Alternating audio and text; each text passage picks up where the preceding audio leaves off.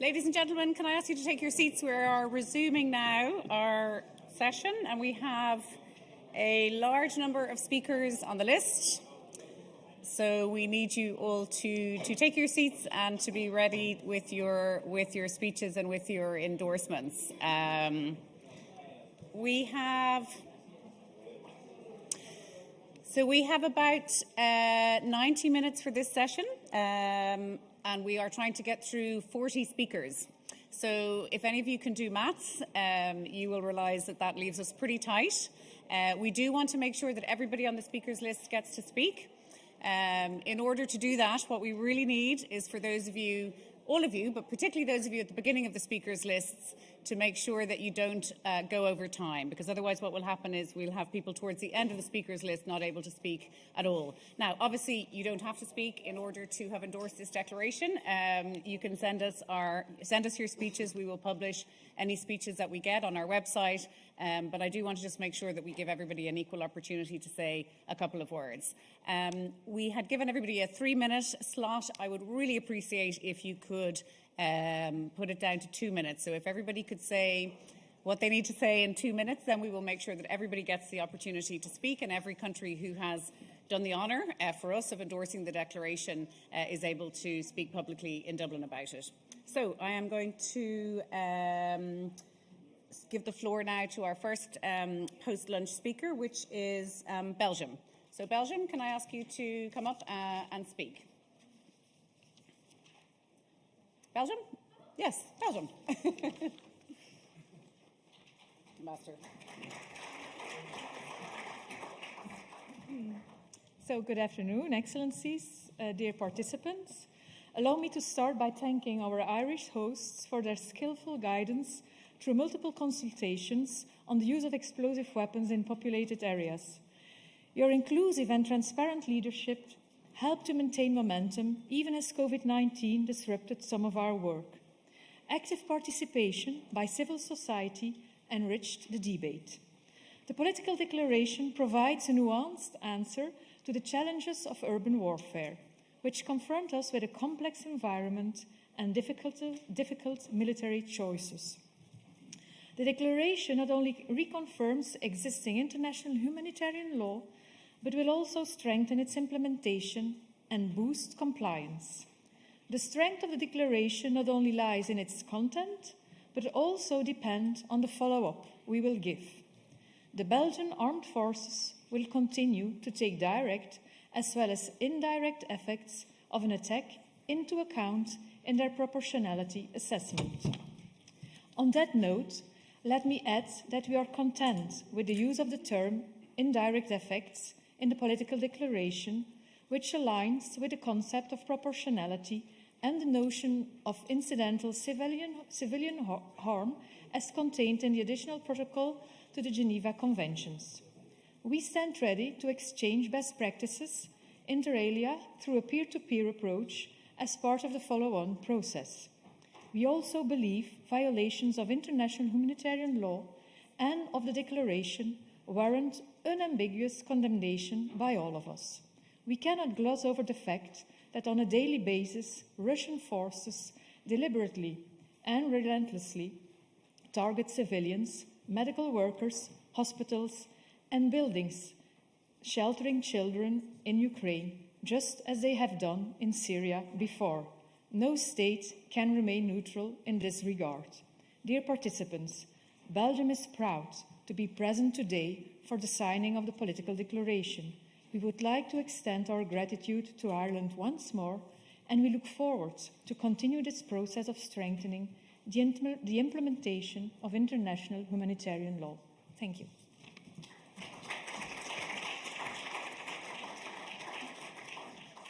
Thank you very much to Belgium, and I now call on Cambodia.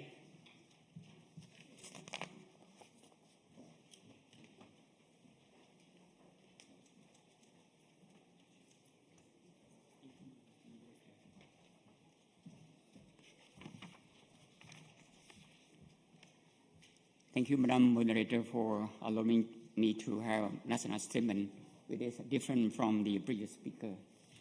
Good afternoon, His Excellencies Simon Conway, TD Minister for Foreign Affairs and Minister for Defense of Ireland, Excellencies, ladies and gentlemen.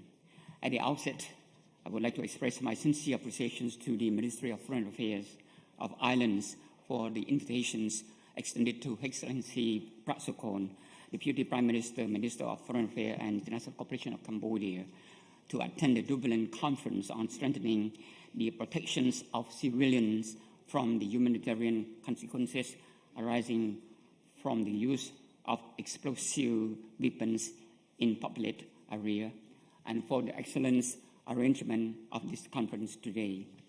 It is with our deep regret to inform you that Excellency Pratsukon is unable to attend this conference to his prior engagement. I have a great pleasure and honor to represent Excellency Pratsukon in this conference. Cambodia faced very critical challenges regarding the landmine and explosive remnant of war, mine, ERW, problem which is the result of a protracted sequence of internal conflicts that affected the country from early 1960s until late 1998. We agree with Minister Simon Conway TD that the victims are civilians. In this regard, I would like to express my profound gratitude to the Government of Ireland for your kind assistance to the Royal Government of Cambodia and Cambodian people on humanitarian landmine and UXO clearance through Hello Trust since 1994, with the amount of €500,000 per year. From 2012 to 2017, the Government of Ireland provided €3 million to support 9 manual demine sections and decided to continue to support to Hello Trust for a new 4-year project by providing €2 million from 2017 to 2021. Now allow me to highlight briefly my government's immense effort to address the issues of landmine in Cambodia with the support from the Government of Ireland, other countries, and NGOs. From 1992 to 2021, we have cleared 2,325 square kilometers from landmines and the explosive remnant of war, and put into productions. Among these, 71 for agricultural productions, 80% for infrastructures, and 21% for miscellaneous purpose, such as for building schools, houses, and health care centers, and 7,322,536 people have received benefit from this demining.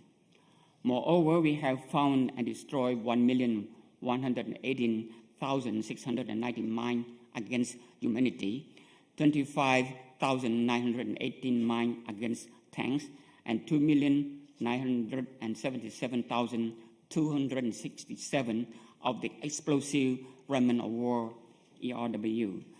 Meanwhile, the number of casualties of landmines also decreased from 4,320 persons in 1996 to 44% in 2021. Furthermore, Cambodian leaders have translated our strong commitment into the increased number of peacekeepers under the United Nations peacekeeping operations. Since 2006, Cambodia has deployed 7,899 peacekeepers. 528 of them are women, to partake in the UN humanitarian demining peacekeeping operations in 9 war-torn countries, namely Sudan, South Sudan, Lebanon, Cyprus, Syria, Yemen, Chad, Mali, and Central Africa. Although our government has spared no effort in demining, but there are 794 square kilometers need to be demined, and 1,240 square kilometers need to be cleared from the explosive remnant of war in order to reach our target to be Cambodia mine-free in 2025. Addressing the challenges caused by landmine and ERW need a comprehensive and holistic approach. As such, it is necessary to mobilize active participations and contributions from all relevant stakeholders, including the civil society, private sectors, regional and international community, to widen coverage and deepen the effort of awareness arising victim assistance and rehabilitations. Distinguished guests, ladies and gentlemen, on these occasions, on behalf of the Royal Government of Cambodia, it is my great pleasure and privilege to join you to confirm that the Kingdom of Cambodia endorsed the political declaration on strengthening the protections of civilians from the use of explosive weapons in the protected area, as finalized at the consultation held in Geneva on the 17th June 2022. Before concluding, I would like to take this opportunity to express on behalf of the Royal Government of Cambodia and Cambodian people our sincere appreciations to the government of islands and other countries for continued support, mine clearance, and ERW in Cambodia. I thank you for your kind attention.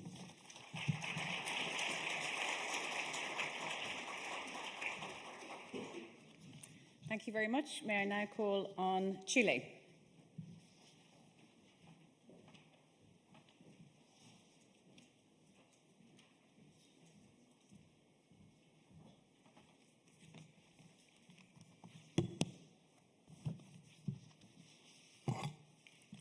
Muchas gracias, señora presidenta, ministros, distinguidos delegados. Quisiera, en primer lugar, agradecer al Gobierno de Irlanda y, en particular, al ministro Simon Coveney por la excelente organización de esta reunión y por su liderazgo durante los últimos años del proceso, que nos ha permitido concluir exitosamente un acuerdo en torno a la declaración sobre uso de armas explosivas en zonas pobladas. Saludamos también a las delegaciones presentes, junto con agradecerles su dedicación y compromiso con este proceso. Reconocemos y valoramos los esfuerzos desplegados por todos los países que hicieron posible alcanzar este acuerdo y reiteramos nuestro compromiso de continuar trabajando juntos en el seguimiento de la implementación de los principales puntos de esta declaración. De la misma manera, destacamos y agradecemos la relevante contribución de los representantes de la sociedad civil en este proceso, cuya participación no solo ha sido clave en la elaboración de esta declaración, sino que también lo será en asegurar el respeto a la letra y espíritu de su texto. Distinguidos delegados, la declaración sobre el uso de armas explosivas en zonas pobladas que hemos acordado y que hoy anunciamos a la comunidad internacional es la constatación de un drama humano que requiere necesariamente de una respuesta acorde a los principios humanitarios sobre los cuales se fundamentan nuestras sociedades, el derecho internacional basado en la Carta de las Naciones Unidas y la Declaración Internacional de los Derechos Humanos. La creciente concentración de la población mundial en torno a centros urbanos conlleva inevitablemente un mayor riesgo para los civiles en situaciones de conflicto, como se ha podido constatar a lo largo del último siglo y más recientemente en los conflictos que han afectado a diversas regiones del mundo. Por esta razón, la declaración que hoy celebramos constituye un hito trascendental en los esfuerzos multilaterales por contener los devastadores efectos de los conflictos armados sobre la población civil, incluso después del cese de hostilidades. Entre los aspectos de especial relevancia de la declaración, consideramos que está el de constituir en su conjunto un compromiso político que trasciende el mero cumplimiento del derecho internacional humanitario en la búsqueda de su objetivo último, cual es el de resguardar la seguridad humana. Asimismo, valoramos especialmente el compromiso que asumimos de garantizar la implementación de políticas y prácticas en la aplicación de la fuerza militar que incluyan la de restringirse o abstenerse del uso de armas explosivas en zonas pobladas, como también el reconocimiento de los efectos indirectos y de largo plazo sobre la población de los usos de estas armas en zonas pobladas, tales como los daños psicológicos o sobre la salud en general, al verse afectada infraestructura esencial para el bienestar de las personas, como la hospitalaria o el agua potable. Señora Presidenta, distinguidos delegados, la participación de Chile en la elaboración y negociación de esta declaración desde sus inicios y como integrante del Core Group ha sido reflejo de su postura de permanente promoción y defensa de los derechos humanos, el respeto irrestricto al derecho internacional humanitario y el compromiso de larga data contraído con la promoción del desarme humanitario como uno de los pilares fundamentales de nuestra política exterior.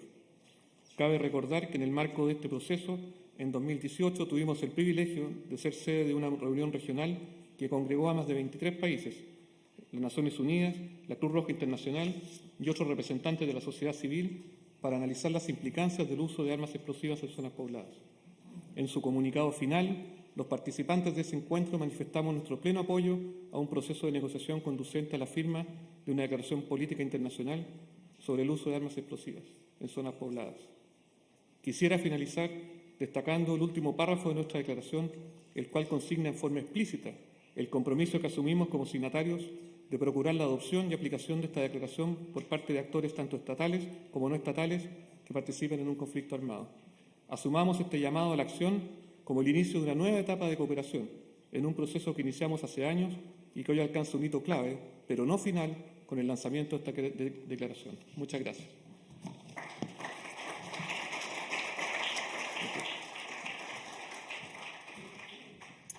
Thank you. Can I now call, please, on Canada?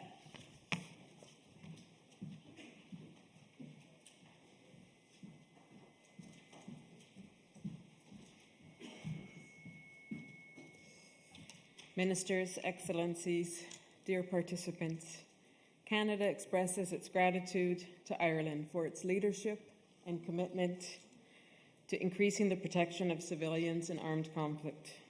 We are pleased to endorse this political declaration and expect it will help states improve the protection of civilians in armed conflict. Canada is unrelentingly committed to strict and universal compliance with international humanitarian law. However, we can all do more to protect the most vulnerable during armed conflict. Recent armed conflicts in Ukraine, Syria, Myanmar, and Yemen are characterized by unprecedented levels of civilian harm wrought by actors who fail to comply with IHL. They deploy unlawful means and methods of warfare, commit sexual violence, and engage in indiscriminate targeting practices that result in large-scale civilian deaths and injuries, destruction to civilian infrastructure, and damage to critical civilian services. We need only to look at the scale of civilian damage caused by Russia's unlawful destruction of Ukrainian cities, attacks on civilians, and attempt to obliterate a sovereign state's way of life to understand the heavy costs of failure to comply with IHL. At a time when the rules-based international order is under threat, it is more than ever important for us to reaffirm our existing legal obligations and promote compliance with IHL. The declaration is a critical tool to strengthen IHL implementation and compliance, thereby improving the protection of civilians in armed conflict. The declaration, reflecting political commitments of the signatories, describes further measures that states can take to enhance the policies and practices for avoiding harm to civilians and civilian objects during military operations. We interpret these commitments to be consistent with IHL. We are confident these non-legally binding policy commitments will encourage signatories to consider new ways to implement IHL obligations into their operational practice, foster a holistic and gender-sensitive approach to victim assistance, improve IHL compliance of their allies and partners, enhance efforts to record and track civilian casualties, and ensure accountability for violations. While these important political commitments do not modify our existing obligations under IHL, they do demonstrate our resolve to ensure that military operations comply with applicable international law and to develop new ways to protect civilians in armed conflict. Canada already takes progressive and forward-looking actions to address the Declaration's political commitments. They are reflected in existing Canadian military policy and practice, but we can do more. The Declaration provides a roadmap to assist in our collective efforts to improve. This is why, along with the signatories gathered here today, Canada endorses the Declaration. IHL compliance preserves humanity in warfare and marks the difference between armed conflict as a tragic but internationally governed reality and armed conflict as lawless savagery. Canada embraces this political declaration as a means of tangibly enhancing compliance with international humanitarian law and looks forward to engaging with our fellow signatories with the earnest intention of increasing the protection of civilian populations worldwide. We once again thank the Government of Ireland for its leadership and equally thank the signatories and civil society, including the Canadian members present here today, for your efforts to alleviate the plight of civilians caught up in armed conflict. Thank you.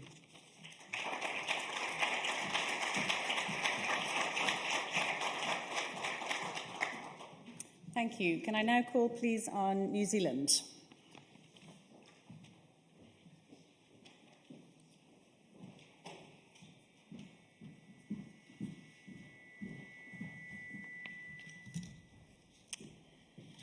Thank you, Madam Chair. I'm delighted to be here today at Dublin Castle for the historic adoption of this political declaration. Explosive weapons have, of course, been used by militaries for centuries, but in the 20th and now 21st centuries, we've seen changes in the nature of war and how the majority of people live that create much greater risk to civilians from their use. Today, war is often fought in cities and towns instead of battlefields away from populated areas, and conflicts are increasingly taking place amidst the civilian populations, with explosive weapons even targeted at them in certain circumstances, and at other times without due regard to their safety. Despite this, weapon systems and the norms of use around them have not always been sufficiently updated to take account of this new reality and to ensure compliance with international humanitarian law. We know that many innocent civilians are killed, injured or traumatized by the use of explosive weapons in populated areas. Survivors are displaced from their homes, which are often damaged or destroyed in the process, along with critical infrastructure on which communities depend: hospitals, power and water supply, transport networks and schools. Of course, civilians have long borne the brunt of conflict, but when explosive weapons are used in populated areas, 90% of those killed or injured are civilians. How is that right? The answer is, it's not. And that is why this political declaration is a tangible achievement, provided states implement it. Through patient diplomacy, more than 80 governments have come together to say enough is enough. They commit themselves to upholding the law of armed conflict and better protecting civilian populations in war-torn regions around the world. Aotearoa New Zealand calls on all states to endorse the declaration. We undertake to play an active role in promoting the declaration in the Indo-Pacific region with a view to achieving its universalization and full implementation. In doing so, we look forward to continuing to work closely with other states, international organizations and civil society partners who have been so instrumental in keeping this issue on the global agenda. Finally, please allow me to place on record our sincere gratitude to Ireland's leadership role in bringing us to this point. Your commitment to upholding international humanitarian law and promoting the protection of civilians has been evident throughout the tireless diplomacy required to get us to this point. We thank you for these efforts and for your generosity in hosting us here in Dublin. I thank you.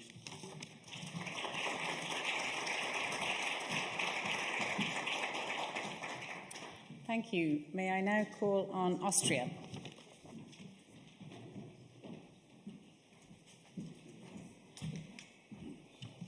Thank you, Excellencies, distinguished delegates, dear colleagues. At the outset, let me thank Ireland for the hospitality and the outstanding leadership on this issue, and also thank Nujeen Mustafa for her powerful testimony. This political declaration is a milestone in humanitarian disarmament and the protection of civilians. It is a powerful example of what collective efforts among states, the UN, the ICRC, national societies, international and regional organizations and civil society can achieve together. The declaration commits us to urgent action to address and curb the appalling civilian harm arising from the use of explosive weapons in populated areas. This harm is on terrible display in many regions of the world, in Ukraine, Syria, Libya, Yemen, just to name some examples. To understand the importance of this declaration, we need to look no further than Ukraine, where Russia is committing blatant violations with explosive weapons of international humanitarian law, which Austria condemns in the strongest terms. The pattern of harm caused by explosive weapons use are severe and multifaceted. They include immense suffering and psychological trauma, medical needs, destroyed housing and infrastructure, as well as forced displacement, and moreover they lead to long-term socioeconomic impacts and dramatic developmental costs.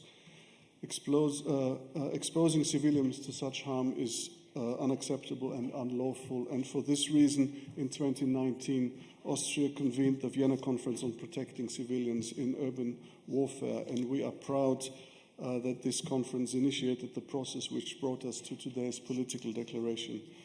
My delegation is grateful to Ireland for having navigated us so skillfully and with such determination through the 3-year negotiation process and to such a valuable outcome. The political declaration follows a clear humanitarian imperative to prevent and to reduce civilian harm from explosive weapons. Effective implementation of this declaration will require structured cooperation at global, regional and sub-regional level, and it will require the active involvement of humanitarian actors, of affected communities and civil society, and the military will have to play a key role as well.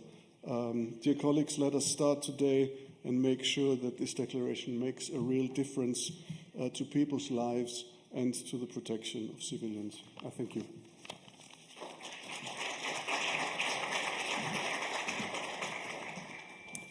Thank you. Can I now call on Cote d'Ivoire?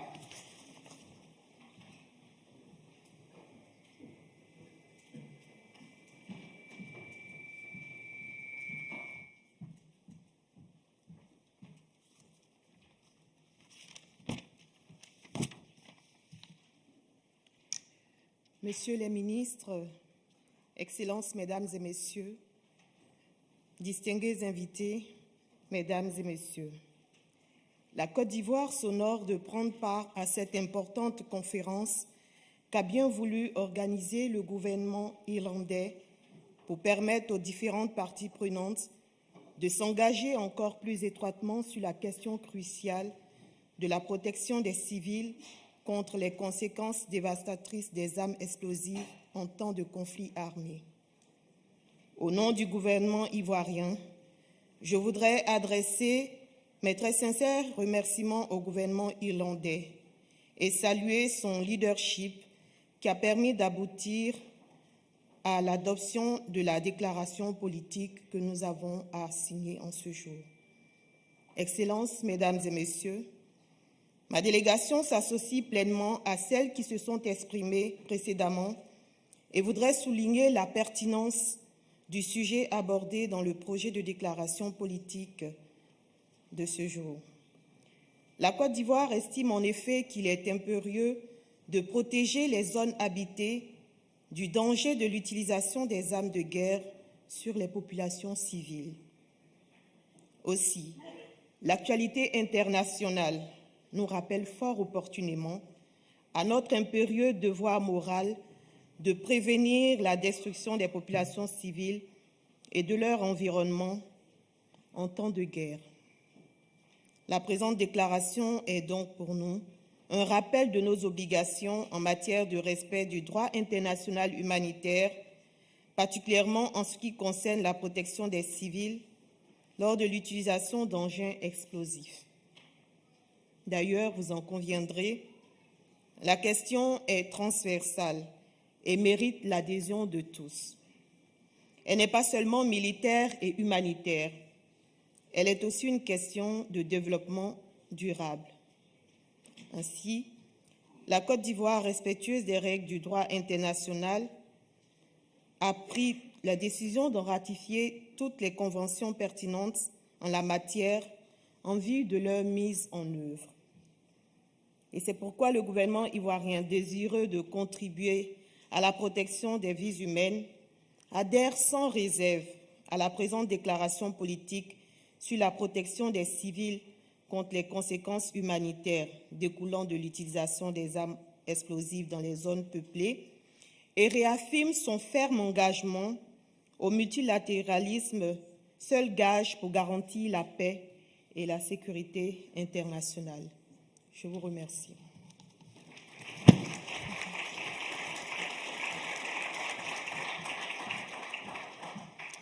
Thank you. Can I now please call on Cyprus?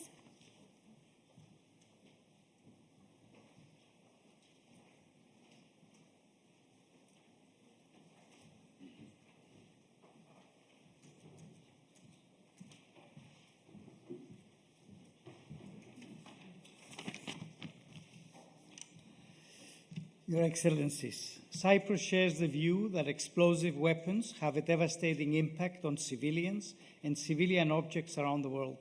Their use in populated areas has been shown to cause long-term humanitarian harm, which far outlasts the conflicts in which they are used. The deaths and injuries caused, as well as the destruction of houses, schools, hospitals, and other critical infrastructure, means that the civilian population is severely affected over the long term. This destruction also acts as a catalyst for the displacement of people, rendering the displaced persons or refugees vulnerable to exploitation and abuse. Cyprus strongly supports the political declaration adopted today on strengthening the protection of civilians from the humanitarian consequences arising from the use of explosive weapons in populated areas. We believe that the reaffirmation of the obligations of all parties in armed conflict under applicable international law is a crucial element of this declaration. These obligations include compliance with international humanitarian law under all circumstances, including, of course, when conducting military operations in populated areas. We welcome Ireland's leadership in promoting this important declaration, and we express our gratitude to the Irish Ministry of Foreign Affairs for hosting this crucial adoption conference. Thank you.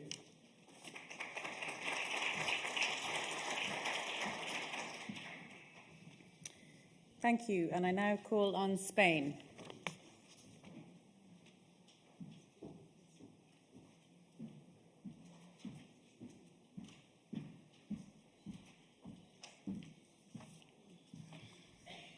Thank you, Chair. Me va a permitir hablar en español. Distinguidos delegados, distinguidas delegadas, permítanme en primer lugar felicitar a Irlanda y a todo el equipo que ha trabajado durante estos años gestionando un proceso de consultas tan complejo, con un enorme respeto a las posiciones de todos los participantes y con un ejemplar ejercicio de transparencia. Aunque la pandemia retrasó nuestros esfuerzos, el resultado final es un documento de consenso que procura sacar el mejor provecho de las aportaciones recibidas. España ha participado desde el principio con un claro compromiso de aumentar la protección de la población civil en situaciones de conflicto y de fortalecer la aplicación del derecho internacional humanitario.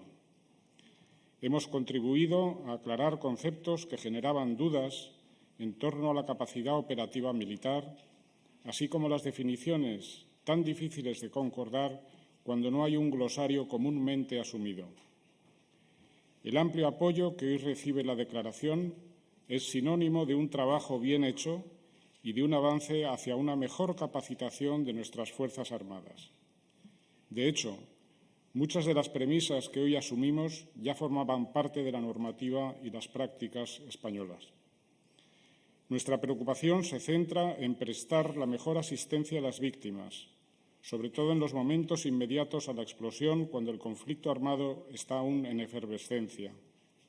Porque la urgencia de la asistencia es un imperativo, hemos hecho aportaciones específicas para mejorar las garantías para el acceso de los equipos de asistencia humanitaria, siempre conscientes de que la protección y asistencia a las víctimas son una prioridad en los escenarios de conflicto y posconflicto. España comparte la preocupación por los efectos devastadores de los conflictos armados sobre la población civil y mantiene su firme compromiso con el cumplimiento del derecho internacional humanitario. Por eso, vemos con profunda tristeza las terribles consecuencias de los conflictos sobre la población civil en muchos países, incluida la agresión rusa a Ucrania. En España hemos venido trabajando intensamente durante los últimos años para reforzar nuestros compromisos en materia humanitaria de manera concreta, ampliando el número de compromisos asumidos de manera conjunta con Cruz Roja Española en el marco de las conferencias de Ginebra para el periodo 2019-2023, trabajando en foros para mejorar la protección de las instalaciones sanitarias y del personal médico en los escenarios de conflicto armado, y muy especialmente apoyando la declaración sobre escuelas seguras coliderada por España. Por último, poniendo en marcha una nueva estrategia de acción humanitaria que refuerza nuestras acciones de diplomacia humanitaria. En suma, nos unimos hoy a esta declaración de Dublín sobre el uso de explosivos en áreas pobladas con la esperanza y la convicción de que contribuirá a una mejora de la población civil en situaciones de conflicto urbano y al fortalecimiento del derecho internacional humanitario. Somos conscientes de que uno de los mayores retos es que los actores no estatales respeten los principios de protección que hoy suscribimos. Por eso, nuestro compromiso es seguir trabajando para conseguir una aplicación efectiva de la declaración y para seguir generando instrumentos que protejan a los más vulnerables en las situaciones del conflicto. Muchas gracias.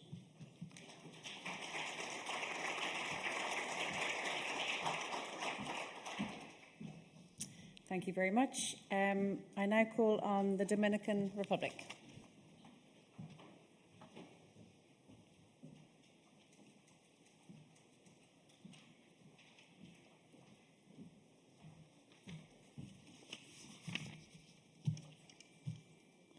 Excelencias, distinguidos representantes de los países firmantes de esta declaración política. Tengo el honor de pronunciar esta declaración en nombre de la República Dominicana, que endosa firmemente esta declaración.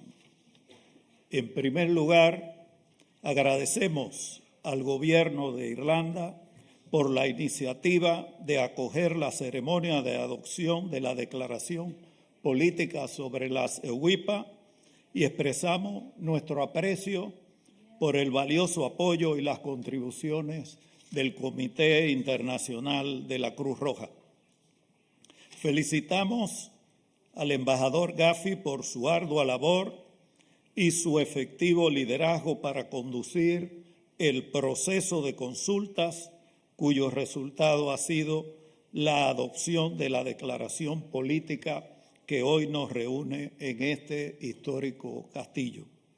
Le garantizo que puede seguir contando con la cooperación de nuestra delegación. La República Dominicana concede una especial importancia a la paz y la seguridad internacional.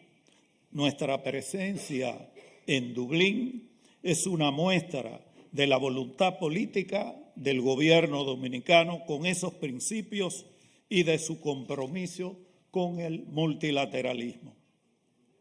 La detallada enumeración que se hace en esta declaración sobre los daños causados por el uso de las armas explosivas en zonas pobladas no es una descripción teórica. Son penosamente el resultado de la documentada dolorosa experiencia sufrida por numerosas comunidades en zonas de conflictos. Las consecuencias humanitarias en las comunidades que se ven atrapadas en campos de batalla, como se aprecia en esta declaración, son devastadoras. Es por ello que al celebrar ahora su firma, también lamentamos que no se haya consensuado antes y que hoy no sea universal este potente llamado al fortalecimiento de la protección de la población civil contra los múltiples daños derivados del uso de armas explosivas en zonas pobladas. La necesidad urgente de esta declaración política queda evidenciada en el hecho abominable de que mientras se concluían las discusiones que culminaron con su adopción, ese tipo de armas estaba siendo usado indiscriminada y masivamente. Hace tiempo que la distancia física ha dejado de ser un impedimento para el uso de las armas explosivas en áreas pobladas, lo que ahora, a fin de cuentas, requiere esta declaración es que se reduzca la distancia moral que todavía se interpone en el cumplimiento de los compromisos que han firmado los Estados de respetar el derecho internacional humanitario. Firmemente comprometida con las cuestiones humanitarias, la República Dominicana participó en todo el proceso de negociaciones de este importante documento, desde la adopción del Comunicado de Santiago de Chile, las consultas realizadas en Ginebra, hasta esta ceremonia de adopción de la declaración política aquí en Dublín. Para concluir, permítanme reiterar el decidido respaldo de mi país al cumplimiento de la implementación de la declaración política. Muchas gracias.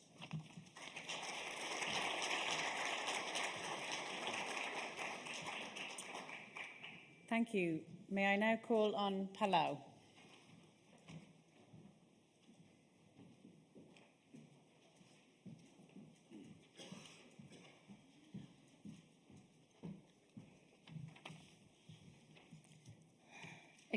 Excellencies, ladies and gentlemen, I bring greetings from the Honorable Vice President of the Republic of Palau, who is also the Minister of Justice overseeing peace and civic order in the Republic of Palau. The Palau delegation would like to take this opportunity to express its appreciation to the Government of Ireland for its commitment to this effort and the support and guidance it has provided to ensure that this day is made possible. Palau supports the political declaration adopted today on strengthening the protection of civilians from the humanitarian consequences arising from the use of explosive weapons in populated areas. And we believe that the issue of protecting civilians from the devastating impacts of warfare, particularly of children and humanitarian infrastructures that are critical to civilians, is of great significance. Palau, a once colonized country, believes that the impacts of warfare it suffered during World War II go far beyond the war itself, affecting civilians and the whole of its population at all levels of life. There is a connection with the high rate of illnesses, such as throat and mouth cancer, associated with soil and water contamination from World War II legacies, which is affecting our population today. There is still a high presence of UXOs in our communities and contaminants from explosive weapons, which are still prevalent in our soil and groundwater. Limited capacity for detection and clearance of explosive weapons and treatment of the health impacts associated with the residues and long-term contamination are some of the concerns that we are still grappling with more than 75 years after the war. Excellencies, the use of explosive weapons in populated areas have a far-reaching and long-lasting negative effect in all populations. This day is significant to us. Palau's participation in this conference here in Ireland is a testament of our commitment to support this declaration at the national and global stage as we continuously seek resources and build national capacity to implement this important initiative. Thank you all very much for your support and continued partnership.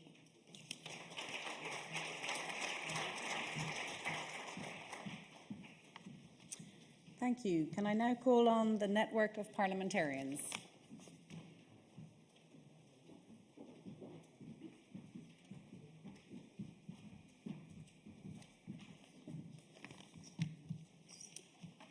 Excellencies, ladies and gentlemen, on behalf of hundreds of parliamentarians from many countries and political parties, We congratulate the Government of Ireland for holding this historical conference. We commend this commitment of all understanding states who are showing today leadership and political willingness to change and adapt their policies and practices. By acknowledging the unacceptable pattern of harm caused by the use of explosive weapons in populated areas,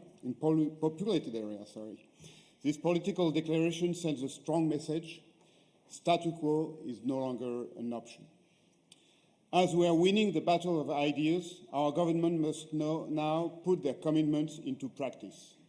The deaths and injuries of innocent civilians should not be a fatality or ignored as collateral damage. As parliamentarians, we came in Dublin with a clear message from our constituencies. The images they received from Kharkiv, from Sana'a, Idlib, Desi, or Mosul must be consigned to history, and we parliamentarians have a role to play in this process. Over the past 5 years, dozens of parliamentarians' questions were asked to our government. Public hearings were organized. Op-eds were published in newspapers. We've advocated. We signed hundreds of petitions and took part in public events and closed-door meetings. In Belgium, a milestone resolution was adopted. A joint French and German interparliamentary conference was held in June 2021. For many years, we have constantly asked our governments to stop the use of heavy explosive weapons in populated areas, provide assistance to victims, and ensure rapid humanitarian access. Building a coalition of parliamentarians, we therefore have developed a strong parliamentarian diplomacy, and today in Dublin, we stand united with our colleagues from all around the world to press government to strengthen the protection of civilians. Excellencies, ladies and gentlemen, the moment has indeed come to turn words into deeds. Governments should know that they can count on us as parliamentarians to exercise oversight to ensure the correct implementation of the declaration. We came in Dublin well prepared. First, we have developed a new parliamentary call to action, which will be our own roadmap with 9 concrete actions that all MPs will commit to implement on EWIPA in this important new phase of implementation. 9 actions to pay tribute to the 9 civilian victims out of 10 from the use of explosive weapons in populated areas. And we are proud today to announce that more than 100 MPs from 5 countries have already endorsed this call to action. Second, we have concrete suggestions for government. We believe that this text should be a new vehicle to enhance dialogue and transparency from endorsing states towards their parliament when it comes to data collected on the impact of EWIPA or the development of new policies and practices. Excellencies, we came to send this very simple message. Today, you have the power to pass a declaration which could effectively protect thousands of innocent civilians against explosive weapons. Please use it and do it. Thank you.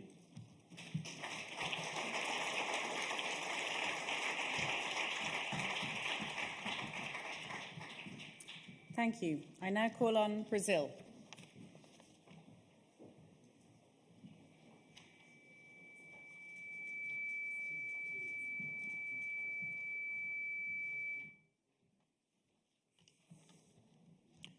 Ladies and gentlemen, good afternoon.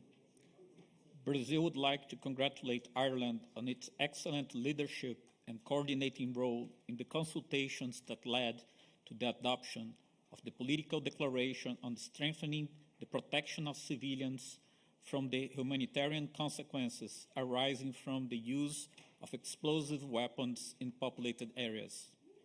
In the last years, we have witnessed the phenomenon of the growing urbanization of conflicts, the increasing involvement of non-state actors, and the use of methods and means of war that do not comply with the principles of distinction and proportionality. All that represents an added challenge for the effective protection of civilians and for much-needed political solutions to conflicts. We cannot normalize the current situation where civilians account for the majority of deaths in armed conflicts and are, very often, deliberately targeted. We must bear in mind that international humanitarian law, norms and principles are mandatory at all times and under all circumstances. Specific training of military forces tailored to urban settings is key, as well as the proper adaptation of the means and methods of warfare to the specificities of densely populated areas.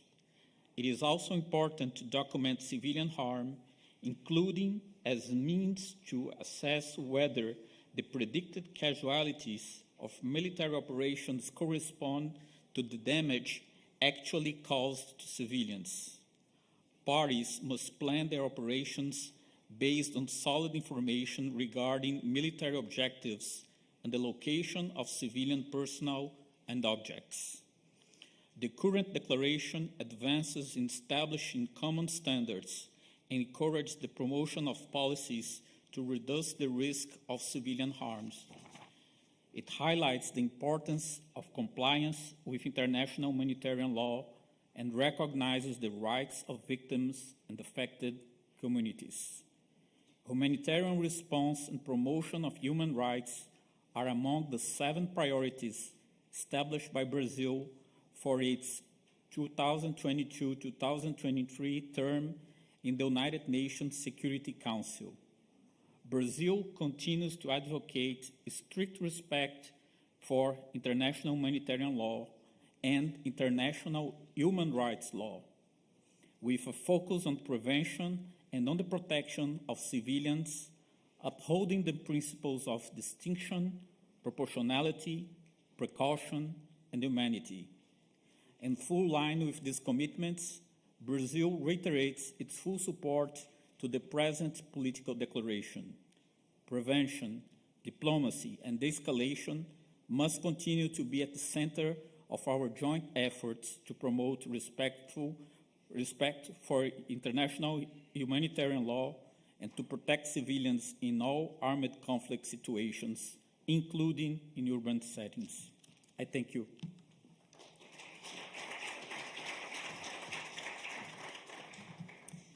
Thank you. Can I call please on Bulgaria?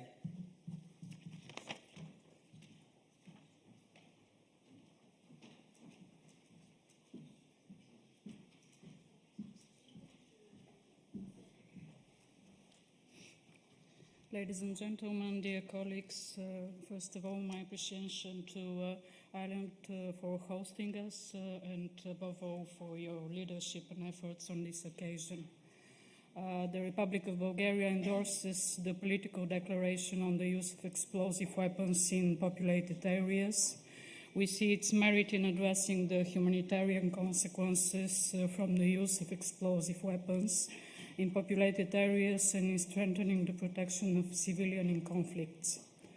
The document is a reaffirmation of the international humanitarian law principles by promoting appropriate policies and practices for conducting of military operation in urban context.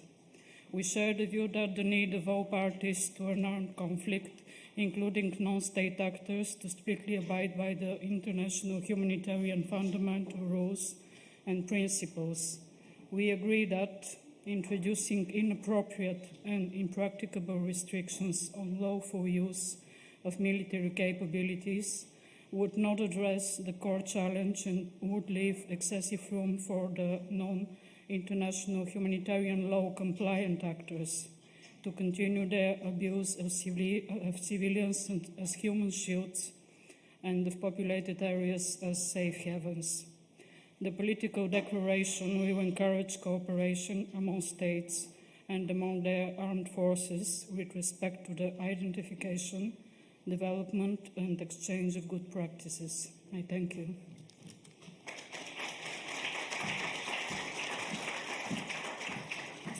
Thank you. And can I remind colleagues again that we have a long list of speakers in a relatively short period of time, and I'd like you to all emulate the Bulgarian delegate there who took 2 minutes in her speech. So again, can we ask you all, if possible, to stick to 2 minutes? And I now call on Ecuador.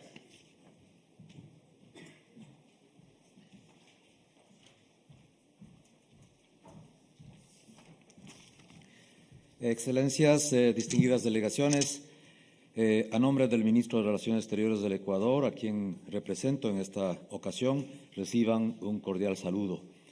Es particularmente grato que esta reunión se celebre en la bella ciudad de Dublín, notable por su historia y para la literatura universal.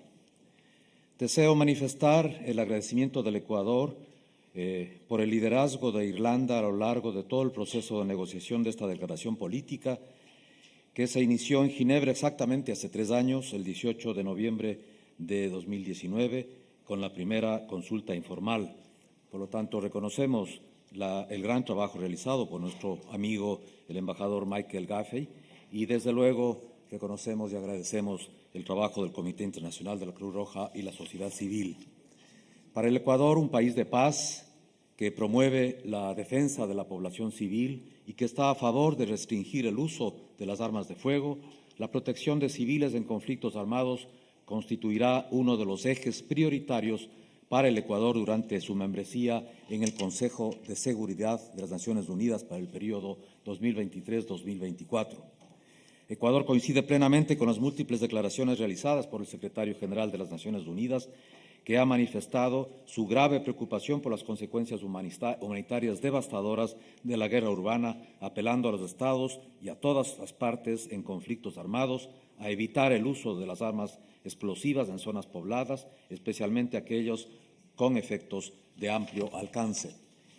En dicho marco, si bien hay que reconocer que la declaración política que hoy adoptamos y apoyamos plenamente contiene un gran número de elementos que esperamos constituyan un primer paso hacia la efectiva protección de civiles en conflictos armados. Representa, además, la apertura de un nuevo espacio de diálogo para evaluar y mejorar las políticas relacionadas con esta materia. El texto reconoce de manera inequívoca los riesgos y los efectos directos e indirectos del uso de las armas explosivas en zonas pobladas, la necesidad de fortalecer la protección civil, la protección de civiles y objetos civiles de las consecuencias humanitarias de su uso, así como el compromiso de asistencia a víctimas y la recolección y análisis de datos sobre la materia. Aunque la declaración no contiene un mensaje categórico sobre eliminar el uso de estas armas en zonas pobladas, plantea, no obstante, la necesidad de implementar políticas y prácticas, incluido restringir o abstenerse de su uso cuando se puede esperar que los efectos se extiendan más allá de los objetivos militares. Finalizo mi intervención resaltando la importancia que tendrá el seguimiento que se otorgue a la implementación de los compromisos asumidos y el impacto real de las medidas previstas sobre la protección de civiles a fin de evaluar permanentemente la posibilidad de ampliar los compromisos adquiridos. El Ecuador continuará apoyando firmemente el proceso a futuro que significa un compromiso para fortalecer y desarrollar los principios del derecho internacional humanitario. Muchas gracias.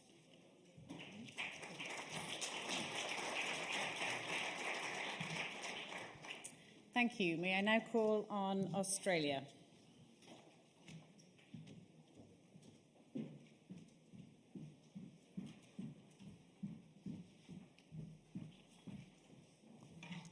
Ministers, distinguished delegates, Australia is proud to endorse this political declaration.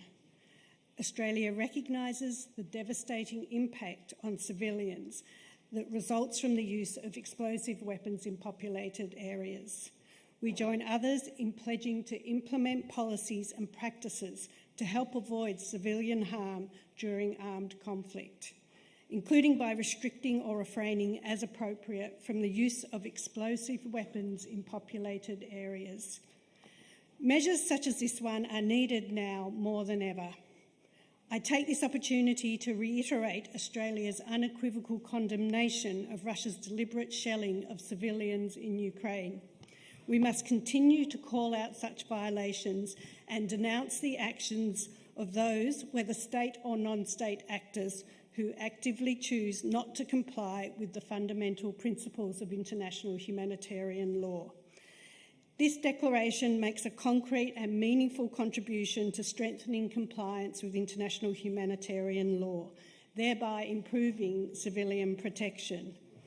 While the use of explosive weapons in populated areas is not prohibited by international humanitarian law, the right of parties in an armed conflict to choose methods or means of warfare is not unlimited.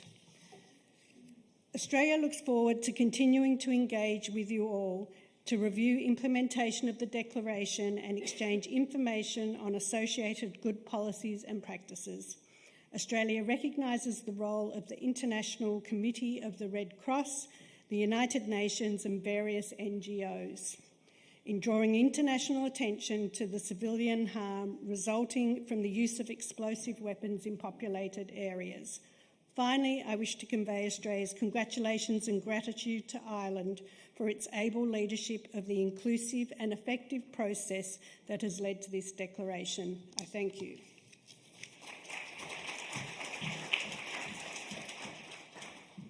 Thank you. I now call on the Holy See.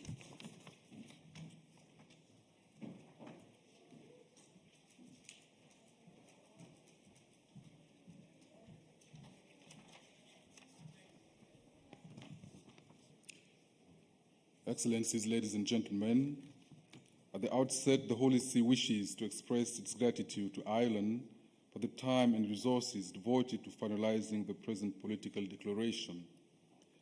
Please allow me to congratulate the other states that have decided to endorse it as well.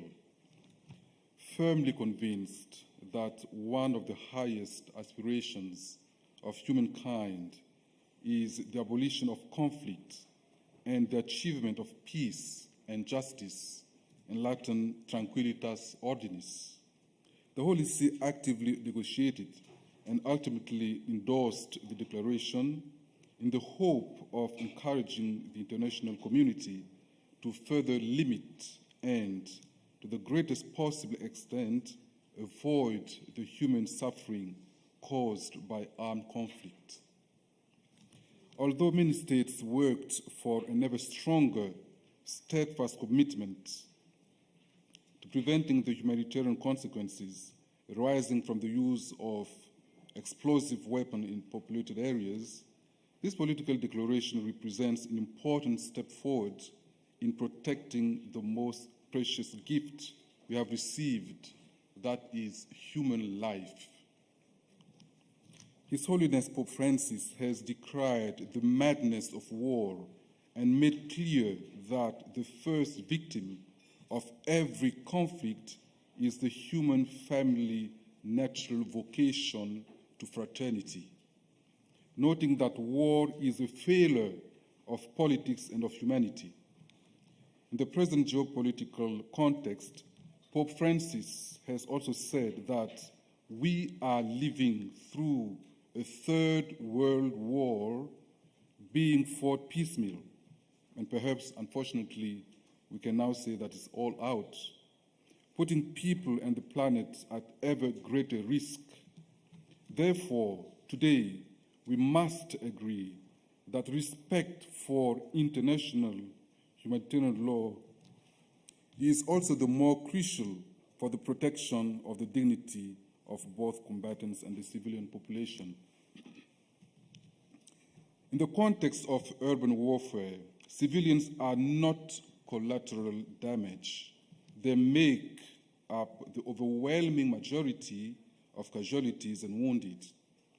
The minimum of protection offered by international humanitarian law, which ought to be guaranteed with great vigilance, is violated far too often in the name of the so-called military necessity or political demands.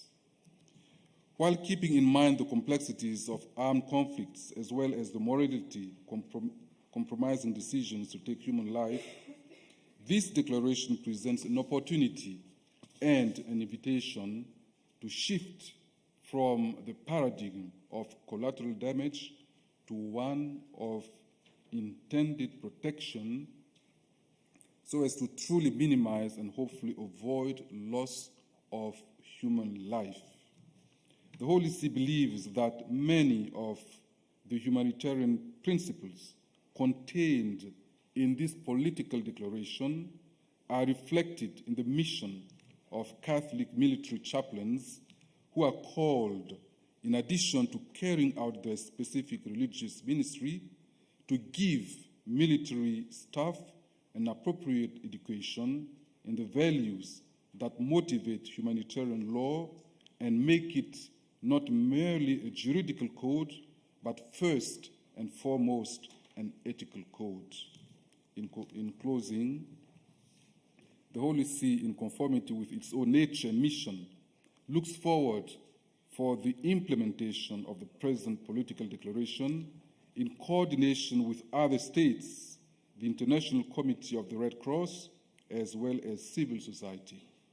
Every step taken in this right direction contributes to increasing the awareness that the cruelty of conflicts must be eradicated and replaced by a culture of life, justice, and peace based upon the dignity of the human person and the primacy of the rule of law through the responsible, honest, and consistent cooperation of all the members of the community of the nations. Thank you very much.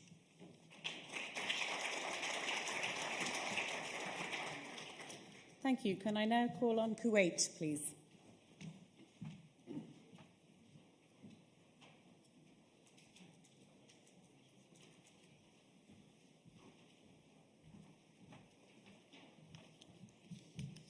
أصحاب المعالي والسعادة السيدات والسادة، اسمحوا لي في البداية أن أعرب عن بالغ تقديرنا للجهود المبذولة من حكومة أيرلندا الصديقة ودعوتها لهذا المؤتمر الهام، ويسعدني أن أنقل لكم خالص تمنيات معالي وزير الخارجية الشيخ سالم عبد الله الجابر الصباح لمؤتمرنا هذا بالنجاح وتحقيق ما نصبو إليه جميعاً من أهداف سامية لتعزيز حماية المدنيين وحفظ دماء الأبرياء خلال النزاعات المسلحة.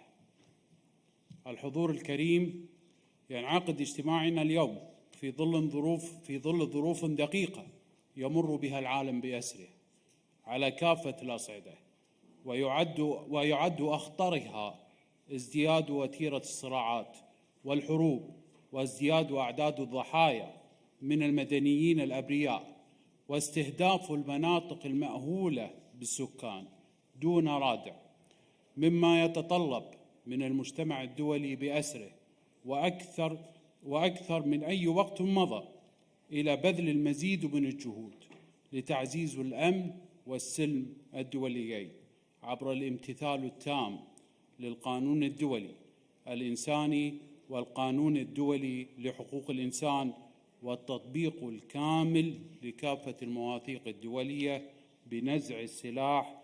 ونؤكد هنا على ضرورة تغليب المسار السياسي والذي لا بد أن يكون مقرونا بالإرادة السياسية الصادقة لإحلال السلام في شتى بقاع الأرض.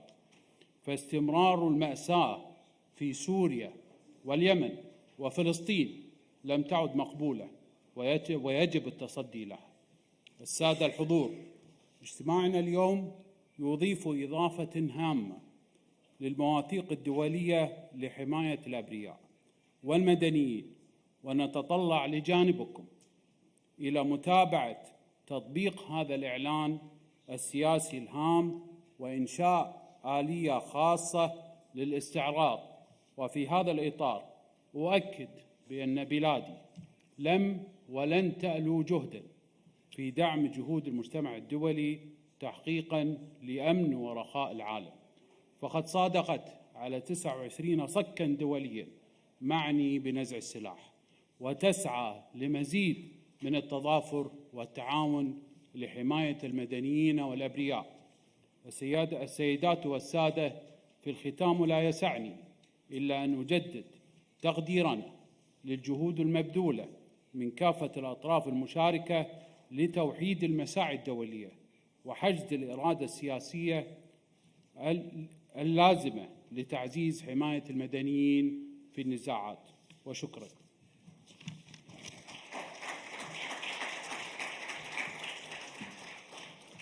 Thank you. May I now call on Morocco?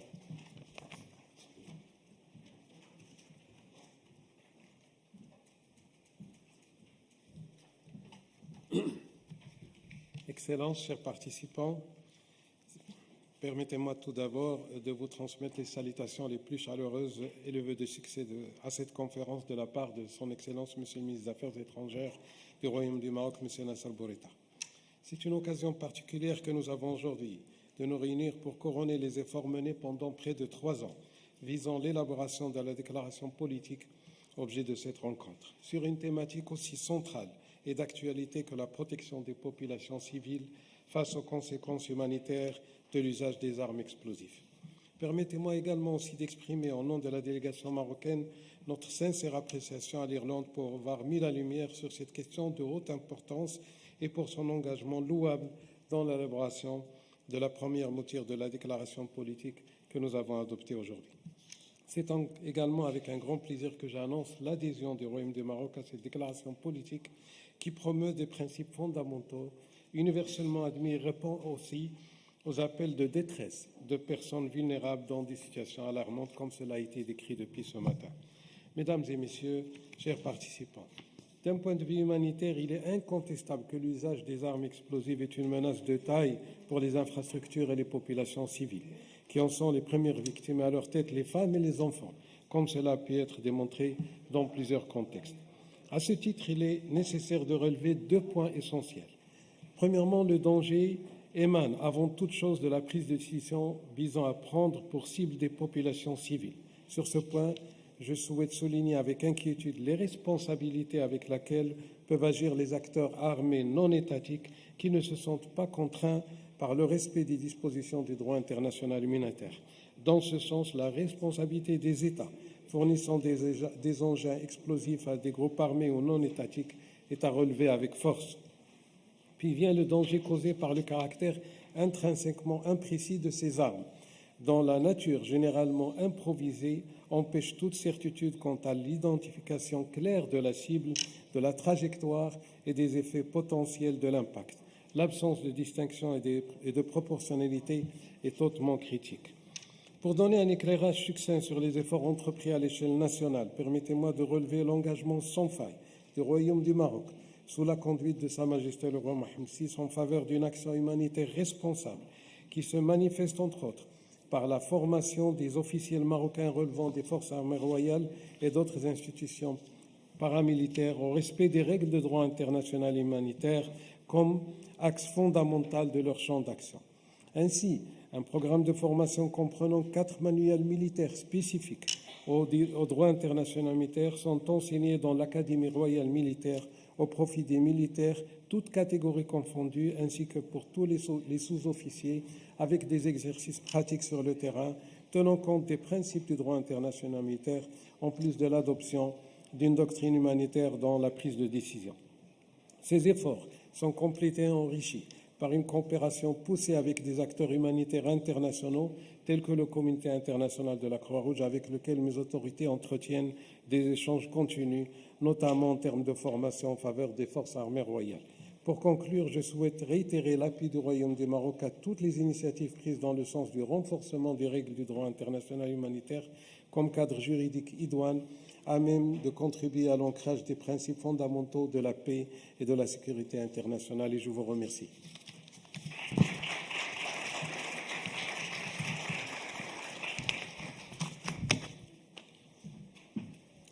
Thank you. Can I now call, please, on the Netherlands?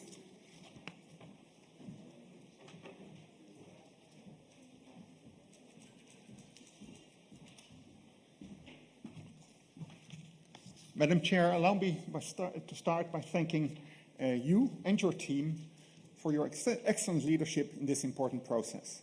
Without your resilience and without the guidance of Ireland, we would not have achieved what we have done now, conclude a political declaration. And the broad group of states interested and engaged in the testimony of your successful efforts to achieve a meaningful political declaration. allow me also to pay tribute to the role of the United Nations, ICRC, and the civil society. Their research and their advocacy have played an important role in moving this process forwards. Amid complex geopolitical relations and a divided world order, the conclusion of these negotiations is a bright spot for multilateralism. It is also a strong signal about the importance of protecting civilians as a cornerstone of humanitarian law. A signal that is much needed, particularly considering Russia's unprovoked and illegal invasion of Ukraine, and the bombings of cities like Mariupol, Severodonetsk, and Bucha are a horrifying illustration of why both the implementation of IHL and assuring accountability for violations of IHL need to be strengthened. We also see too much harm being done to civilians in conflicts elsewhere in the world, including indiscriminate attacks by non-state actors. This political declaration will play a meaningful role in our collective efforts of strengthening the implementation of IHL with a view of better protecting civilians. The identification of several practical measures and the follow-up process will contribute to these aims. And at the heart of the declaration is, of course, paragraph 3.3, and we applaud your efforts to find a formulation that has achieved broad support among delegations. The declaration also contains a political commitment for the states to exchange good policies and practices to minimize the impacts of the use of explosive weapons on civilians and civilian objects. The implementation of the declaration in different countries will be evaluated on a regular basis after signing, in which the UN, ICRC, and civil society will also continue to play an important role. The Netherlands views this text as a solid, well-balanced political declaration which provides the necessary prelude to follow-up steps to minimize civilian suffering in future armed conflicts. Thank you, Madam Chair.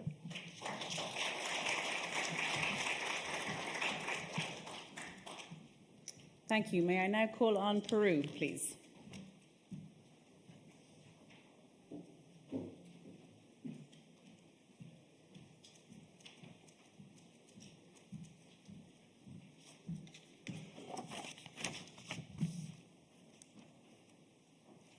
Señora Presidenta, distinguidos delegados, quisiera en primer lugar expresar el agradecimiento del Gobierno del Perú al Gobierno de Irlanda por su liderazgo y los esfuerzos realizados a lo largo del proceso transparente e inclusivo que condujo a la adopción de esta declaración política de gran importancia. Haber logrado este instrumento sobre el fortalecimiento de la protección de los civiles frente a las consecuencias humanitarias derivadas del uso de armas explosivas en zonas pobladas es aún más significativo en los difíciles tiempos actuales. En este sentido, me permito expresar el compromiso del Perú con el multilateralismo, con el desarme y la no proliferación, con la defensa del derecho internacional, incluido el derecho internacional humanitario, y con la Carta de las Naciones Unidas.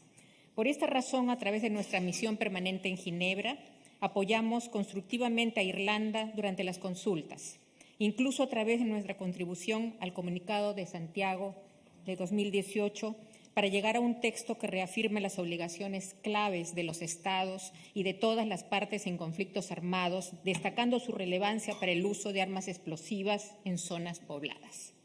Como país que superó un periodo de violencia política, el objetivo final del Perú es salvaguardar la vida y la integridad física de la población civil, así como prevenir daños a la infraestructura crítica, de conformidad con el derecho internacional humanitario, cuando los enfrentamientos se presentan en zonas urbanas. Con la adopción de este texto y nuestro respaldo, pasamos ahora a la fase de implementación que requerirá la aplicación de sus disposiciones, la cooperación entre los Estados, la sociedad civil y el Comité Internacional de la Cruz Roja y su adecuado seguimiento.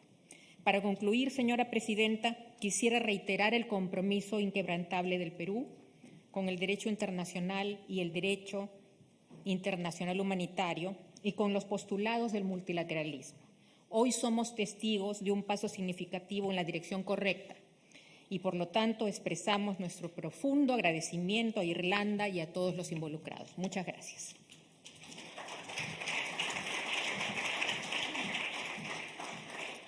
Thank you. Our final panel is due to start in 4 minutes, and we still have 11 speakers. So again, please, 2 minutes. What I'm going to start doing is putting on a stopwatch, which after 2 minutes will make a very loud noise behind you when you're speaking. So please make sure, I really want to make sure that we do have the opportunity to hear from all states who've made the effort and taken the time to come. Philippines, please.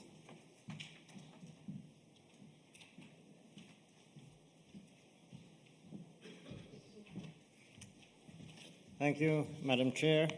At the outset, allow me the honor of conveying our profound appreciation to the government and people of Ireland for their leadership in this great endeavour.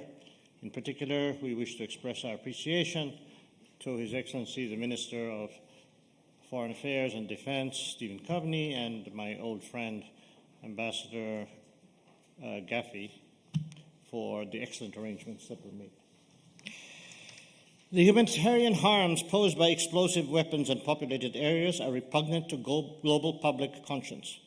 That we can transcend our differences and come together to declare our common commitment to address these harms is a testament to the enduring spirit of multilateralism.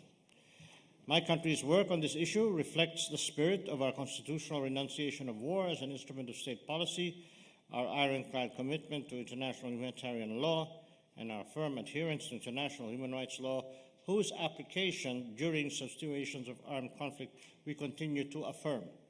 Rather than creating new legal obligations, this declaration affirms the enduring validity of humanitarian principles that animate our efforts. It also affirms the centrality of human dignity, even in situations of armed conflict. The protection of civilians and the maintenance of rapid, safe, and unhindered humanitarian access are non-negotiable principles. It is also recognized that the impact of explosive weapons reverberates even long after the cessation of hostilities, and thus it behooves states to uphold the protection of victims and their centrality in our humanitarian work. It asserts the importance of comprehensive and gender-differentiated victim assistance. The declaration recognizes the clear and present danger posed by armed non-state actors, many of whom have demonstrated no regard for the dignity of human life, using human shields and wantonly destroying civilian communities in their terrorist acts. Madam Chair, in closing, I wish to once again reaffirm the Philippines' commitment to enhancing the protection of civilians against the threat and reverberating impact of explosive weapons in populated areas. I believe that's 2 minutes. Thank you.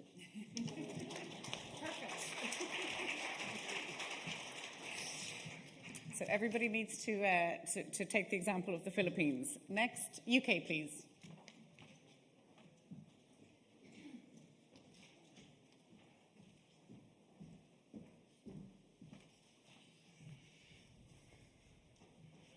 Madam Chair, Excellencies, ladies and gentlemen, the UK congratulates Ireland on the adoption of the political declaration on EWIPA. The breadth and scope of attendees today is testament to the effectiveness of your approach. We commend the patience, perseverance, and inclusive nature of Irish leadership. Tragically, the need for this declaration is more important than ever. There is no shortage of brutal violence against urban populations around the world, and I highlight in particular Russia's illegal war of aggression against Ukraine and the ongoing and indiscriminate attacks against populated areas and civilian infrastructure. I thank all those involved here for reminding us of the breadth of civilian suffering in multiple conflicts around the world. The powerful memorial to the unknown civilian we saw this morning, the installation at yesterday's Civil Society Forum, Najin Mustafa's brave and moving testimony about Syria. The UK is proud to be a signatory to the declaration. We commend the emphasis placed on the full and proper adherence to international humanitarian law as the essential foundation for the protection of civilians during conflict.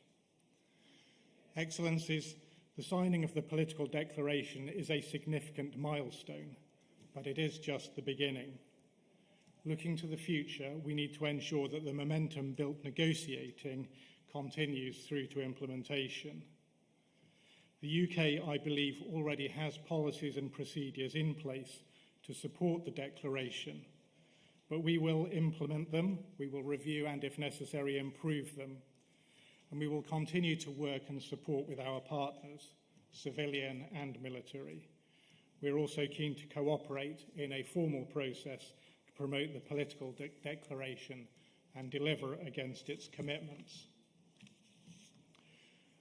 Excellencies, let me conclude by expressing once again the UK's support and commitment for the implementation of the AWIPA Declaration.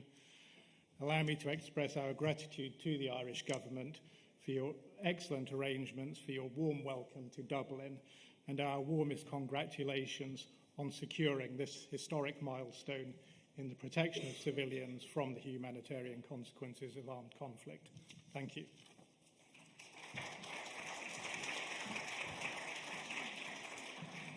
Thank you. Can I call on the Republic of Korea?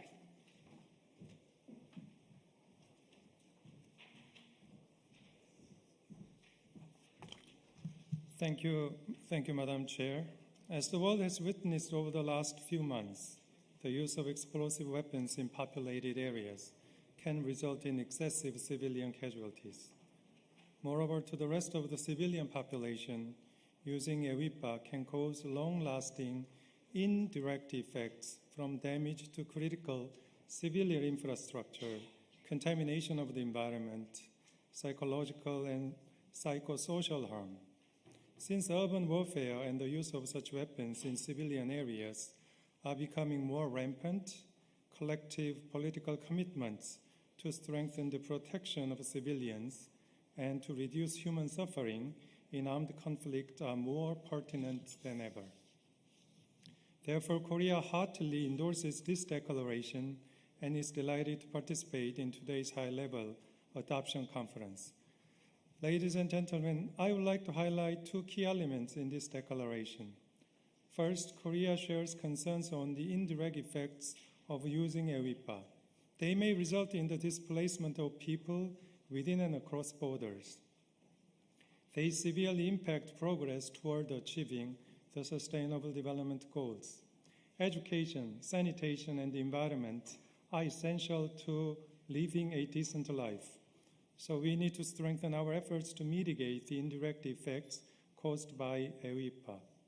Second, this declaration reflects states' commitments to adopting and implementing various policies and practices to help avoid civilian harm during military operations, effectively implementing the international humanitarian law obligations for protecting civilians. The commitment should not be limited to the use of explosive weapons in populated areas, but interpreted in broader context to accomplish the goal of mitigating the risk of harm to civilians and civilian objects. We will continue to work on strengthening civilian protections in armed conflict and communicate with other endorsees and international organizations as well. In this regard, it's worth noting that this declaration provides an avenue to discuss the implementation of this declaration and identify any relevant additional measures that may need to be taken.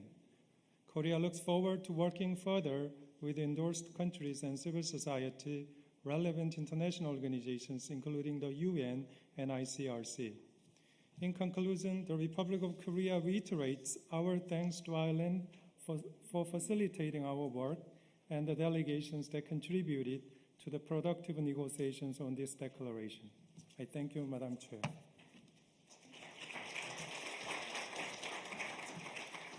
Thank you. Can I now call on the Republic of San Marino?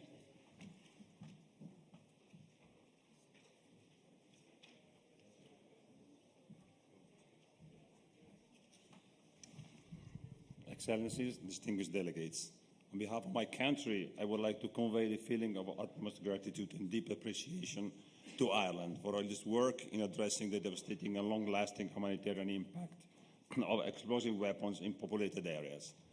Armed conflicts are increasingly fought in urban areas, and we continue to witness, even now, the indiscriminate bombing of cities.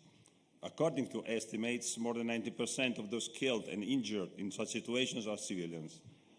Many more are affected by the destruction of critical civil infrastructures and for the impossibility to access vital services, hospitals and schools.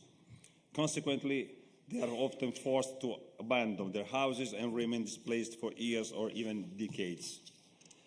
San Marino endorses the political declaration on strengthening the protection of civilians from humanitarian consequences arising from the use of explosive weapons in populated areas. In his agenda for disarmament, the UN Secretary General placed special emphasis on addressing the use of explosive weapons in populated areas. And Ireland was very proactive in achieving this important goal, as it is in other areas of disarmament and non-proliferation, such as, like San Marino, the prohibition of nuclear weapons. San Marino welcomes this important achievement and will support similar initiatives aimed at ensuring disarmament actions to save humanity, lives, and the future generation. Thank you.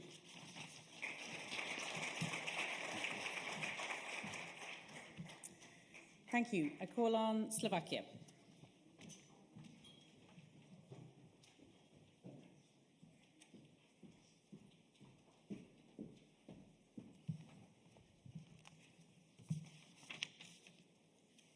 Madam Chair, Excellencies, ladies and gentlemen, allow me to thank Ireland for organizing this high-level conference and for its tireless efforts, which brought us to this point where we are able to endorse the political declaration, which Slovakia gladly does so. Slovakia, as a traditional supporter and a strong supporter of international humanitarian law, seizes this opportunity to express its strong commitment to the international law and the principles on which it is based. The respect for international humanitarian law is an irreplaceable tool for effective protection of civilians in armed conflicts. The conduct of hostilities in populated areas carries a high risk of indiscriminate impact and increases the risk of death and injury for civilians, particularly when fighting involves the use of explosive weapons or improvised explosive devices. Civilians suffer devastating harm, not only directly, but also through long-lasting indirect effects.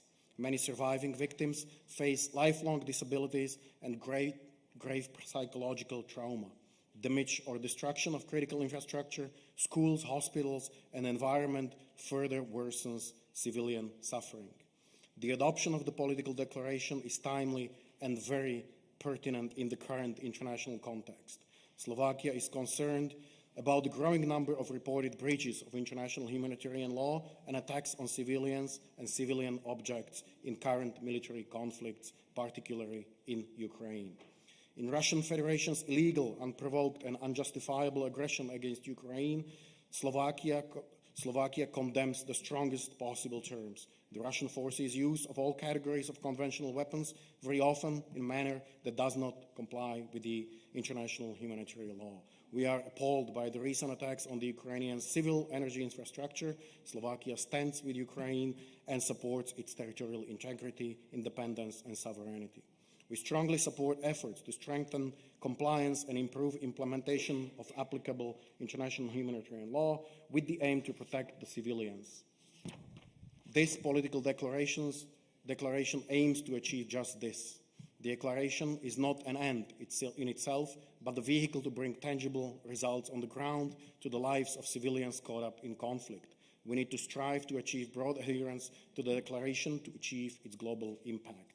We are committed to the implementation of political declaration, also through regular collective follow-up process. Slovakia stands ready to contribute. I thank you for your attention.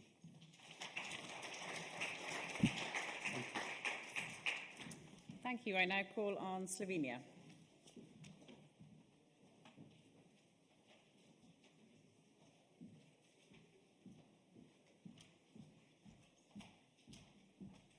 Thank you, Madam Chair.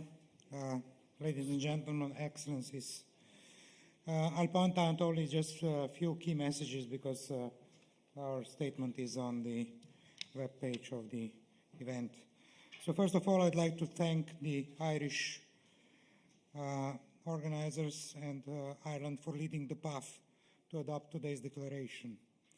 The declaration holds a strong message of the importance of the international humanitarian law, which has to be respected and effectively implemented in all the circumstances and at all levels, national, regional, and international. In this context, we are deeply concerned with the grave situation in Ukraine, with Russia's continuous reprehensible strikes on Ukrainian civilian infrastructure, leaving people without electricity, water, and other supplies. Slovenia has always attached great importance to victims' assistance, which is an important pledge also in this political declaration. We will continue to support all efforts and activities of organizations that focus on victims' assistance, such as, for instance, Slovenian-based International Trust Fund Enhancing Human Security, which, with the support of its donors, implements mine victims' assistance programs, provides medical and psychological rehabilitation of victims, provides programs of capacity building, and leads demining activities in different regions in the world. Our joint commitment here today contributes to securing the future for the benefit of all, which is also an important part of Slovenian campaign for the non-permanent seat on the UN Security Council in the 2024-2025 term. Thank you.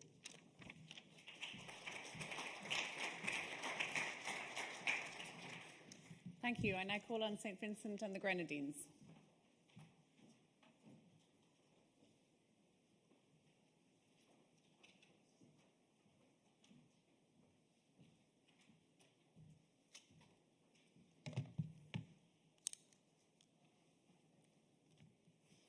Madam Chair, thank you very much.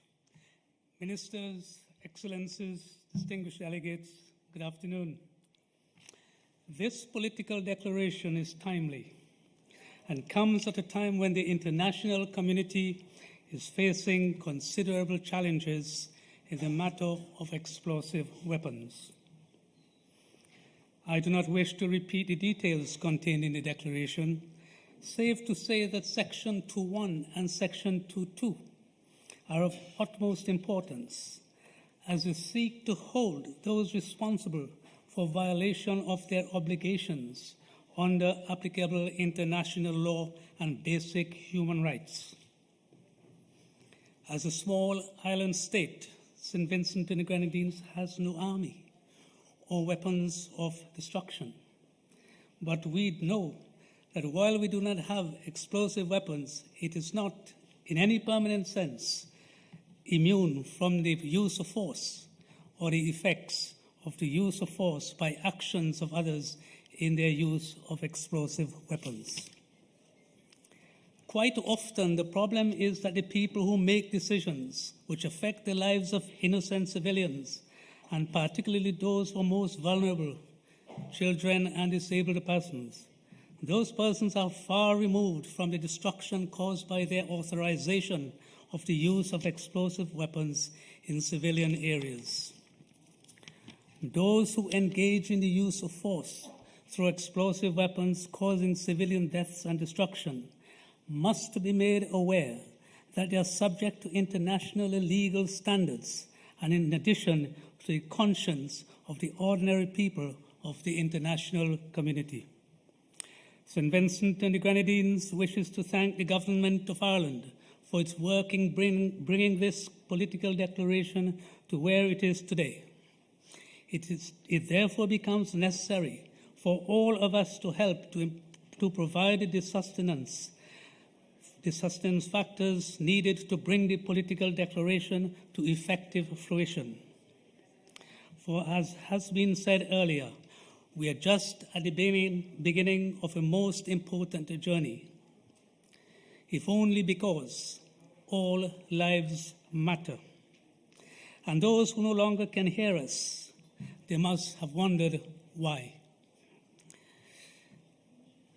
St. Vincent, for all the reasons I've mentioned earlier, St. Vincent and the Grenadines wishes to add its endorsement to the political declaration.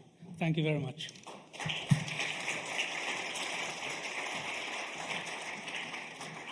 Thank you. I now call on Turkey.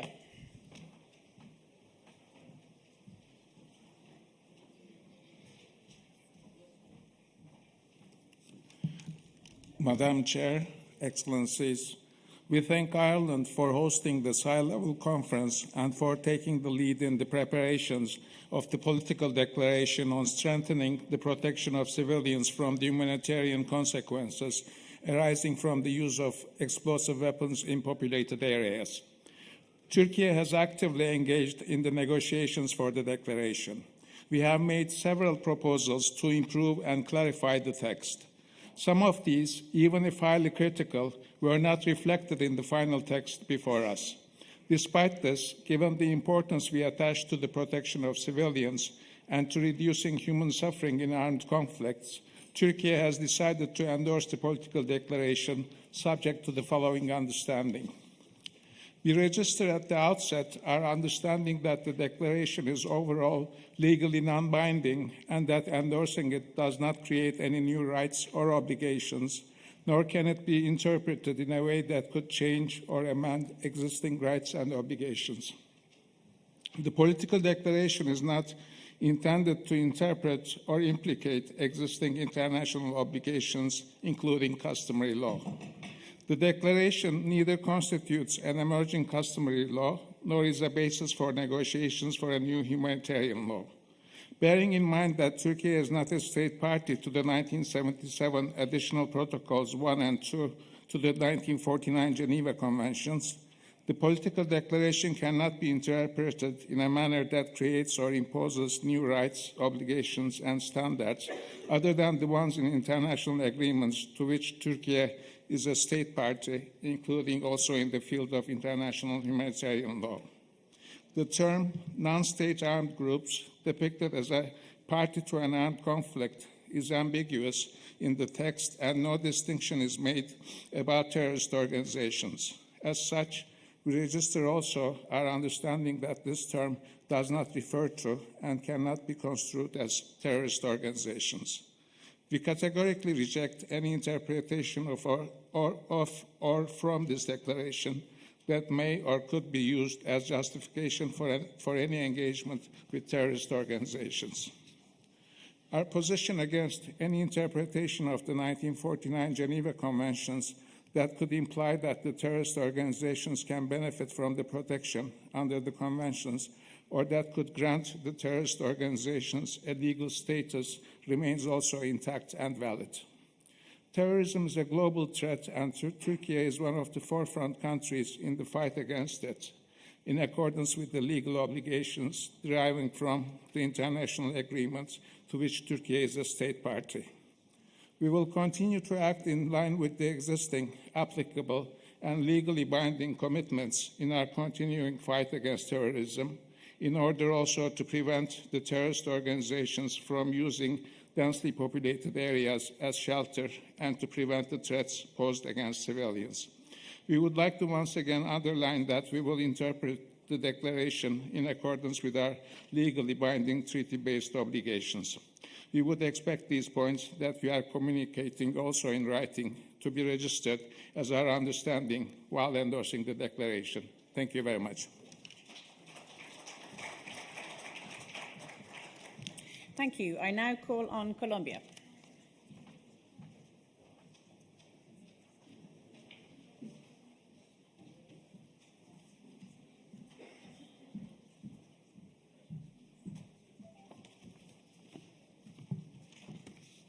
Buenas tardes, señora presidenta y delegados. En nombre del Gobierno de Colombia, quiero agradecer y felicitar al Gobierno de Irlanda por convocar esta histórica conferencia y felicitar su liderazgo en este proceso. Es un honor para el Gobierno de Colombia, un país comprometido en alcanzar una paz total, endosar la declaración política acerca del fortalecimiento de la protección de la población civil contra las consecuencias humanitarias derivadas del uso de armas explosivas en zonas pobladas. La adopción de esta declaración refleja el compromiso de Colombia en la protección de vidas, el respeto a los derechos humanos y la adhesión al derecho internacional humanitario. Muchas gracias.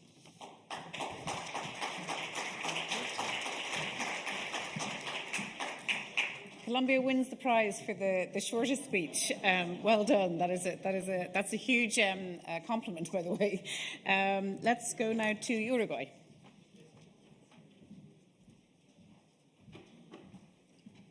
Gracias, señora presidenta. Distinguidos delegados, Uruguay desea agradecer los enormes esfuerzos desplegados por la República de Irlanda hasta poder llegar en el día de hoy a aprobar esta importante declaración política en un tema de extrema sensibilidad, y debemos reconocer el liderazgo en Ginebra del embajador, nuestro querido amigo, embajador Jeffrey.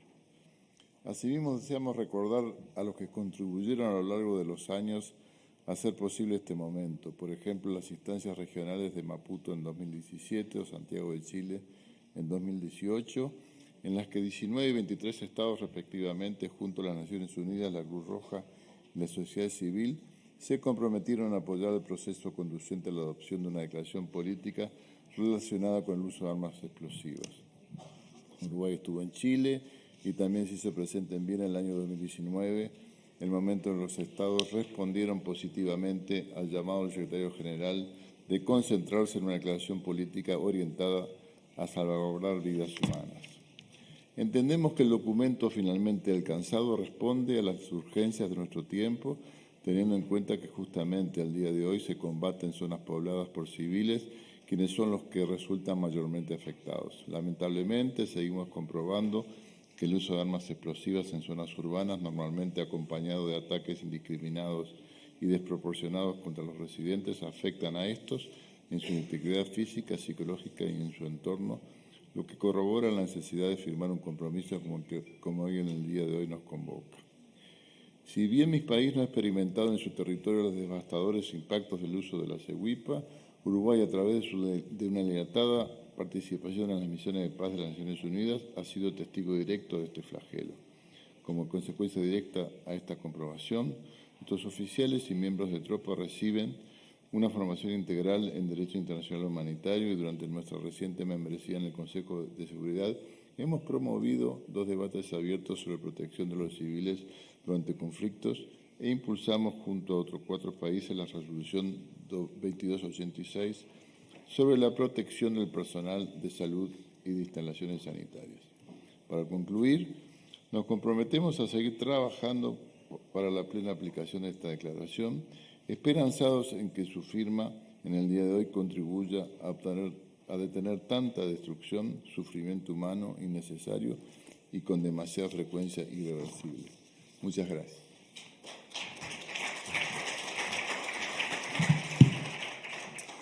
Thank you.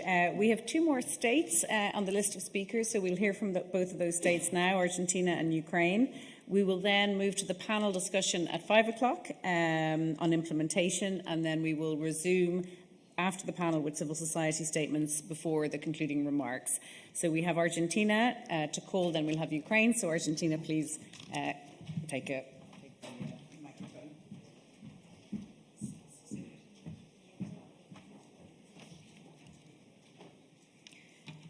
Excelencias, señoras y señores, Argentina celebra la adopción de la Declaración Política sobre el fortalecimiento de la protección de los civiles frente a las consecuencias humanitarias derivadas del uso de armas explosivas en zonas pobladas. Argentina agradece a Irlanda la organización de esta conferencia y los esfuerzos realizados para que estemos aquí reunidos con el firme propósito de proteger a los civiles en los conflictos armados. Como han señalado el ministro Cote y otros oradores, Argentina considera que esta declaración es un paso fundamental y también un llamado urgente a la acción. El uso de armas explosivas en zonas pobladas ha sido una de las principales causas de daños a los civiles, amenazando la vida y la salud de los civiles y provocando su desplazamiento en grandes masas migratorias. Argentina considera muy favorablemente que la declaración incluya elementos sobre la promoción del respeto al derecho internacional humanitario y de los derechos humanos, así como sobre el impacto diferenciado sobre mujeres y niños y niñas. La mención de los daños causados a las escuelas es otro elemento que destacamos, ya que Argentina ha sido país pionero en la protección de las escuelas frente a ataques armados, lo cual se refleja en la Declaración sobre Escuelas Seguras adoptadas en 2017. Por último, destacamos el compromiso de mi país junto a los Estados participantes y las asociaciones civiles y esperamos que esta declaración tenga desarrollos urgentes y directos. Muchas gracias.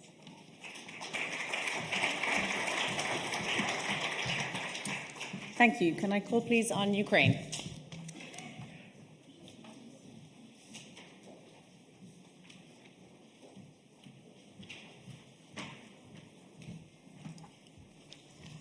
Madam Chair, Excellencies, ladies and gentlemen, allow me, first of all, to congratulate Ireland for initiating and successfully carrying out the negotiation and the preparation for adoption of the political declaration on strengthening the protection of civilians from the humanitarian consequences arising from the use of explosive weapons in populated area.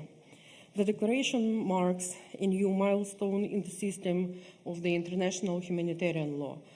Throughout the works of the project since 2019, Ukraine has had the opportunity to reiterate the importance it attaches to the cause of the protection of civilian population during the armed conflicts. Faithful to the cause of humanitarian law, Ukraine took part in all stages of the drafting and negotiation of the text. Ukraine fully supports the spirit and objectives of the declaration. The main goals and principles of the declaration are the quintessence of the international humanitarian law, as well as the Convention on Certain Conventional Weapons and its protocols, and the Ottawa Convention, to which Ukraine remains fully committed. Ukraine recognizes the highly values the important role played by these international instruments in the sphere of reducing the negative effects of inhuman weapons, as well as in addressing post-conflict remedial measures to minimize the occurrence with the aim of significantly reduce the threat and unexploded, abandon of or unsafely stored explosive ordnance posed to civilian populations. Excellencies, since the beginning of Russian full-scale aggression that started on February 24th, 2022, the Russian Federation, with a variety of ammunition for artillery and multiple launch rocket systems, including prohibited cluster munitions and anti-personnel mines of remote mining, is targeting peaceful cities of Ukraine, critical infrastructure facilities, agricultural areas, farming lands, and territorial waters of Ukraine. Moreover, it keeps striking civilians, including journalists, humanitarian convoys, and civilian objects, in particular schools and other educational institutions, sanitation system, medical facilities, and their means of transport and equipment, abducting local officials, and attacks diplomatic premises and cultural sites. According to the information of the Ministry of Defense of Ukraine, since the beginning of full-scale war, as a result of air missile strikes and artillery fire by the aggressor, Ukrainian territory contaminated with explosive remnants of war increased from 14 to 160,000 square kilometers. We record numerous cases of use by Russia of weapons prohibited by international humanitarian law, including booby traps, improvised explosive devices, phosphorus and thermobaric munition, and incendiary weapons. While retreating military personnel, the Russian armed forces are massively setting up booby traps even on food facilities, private housing, and human corpses, and what is more cynical, corpses of children. Explosive remnants of war remain a major concern for Ukraine, especially given the impact of this pollution on the civilian population and preventing them from essential humanitarian emergency aid. By striking the objects of the civilian chemical industry of Ukraine in densely populated cities, the Russian Federation also creates numerous chemical threats due to the release of toxic chemicals into the environment, which, in the light of the Convention on the Prohibition of Chemical Weapons, can lead to fatal consequences. Ukraine strongly condemns any attacks directed against civilians as such and other protected persons and civilians objects, including civilian evacuation convoys, as well as indiscriminate and disproportionate attacks, including indiscriminate shelling and the indiscriminate use of explosive weapons, and further express concern about the long-term risks posed by damage to civilian infrastructure and unexploded ordnance to the civilian population.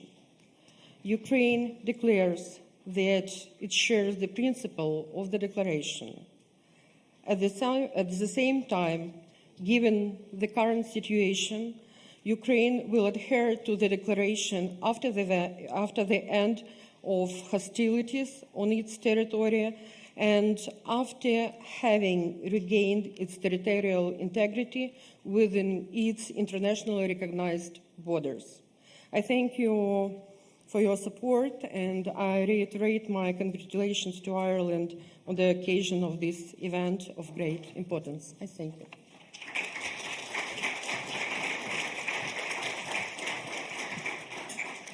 Thank you very much. I'd now like to ask all of the members of the panel to come up and take their seats. We'll go straight into the panel session, and then, as I said, we'll resume with the speakers list before the concluding remarks of the conference.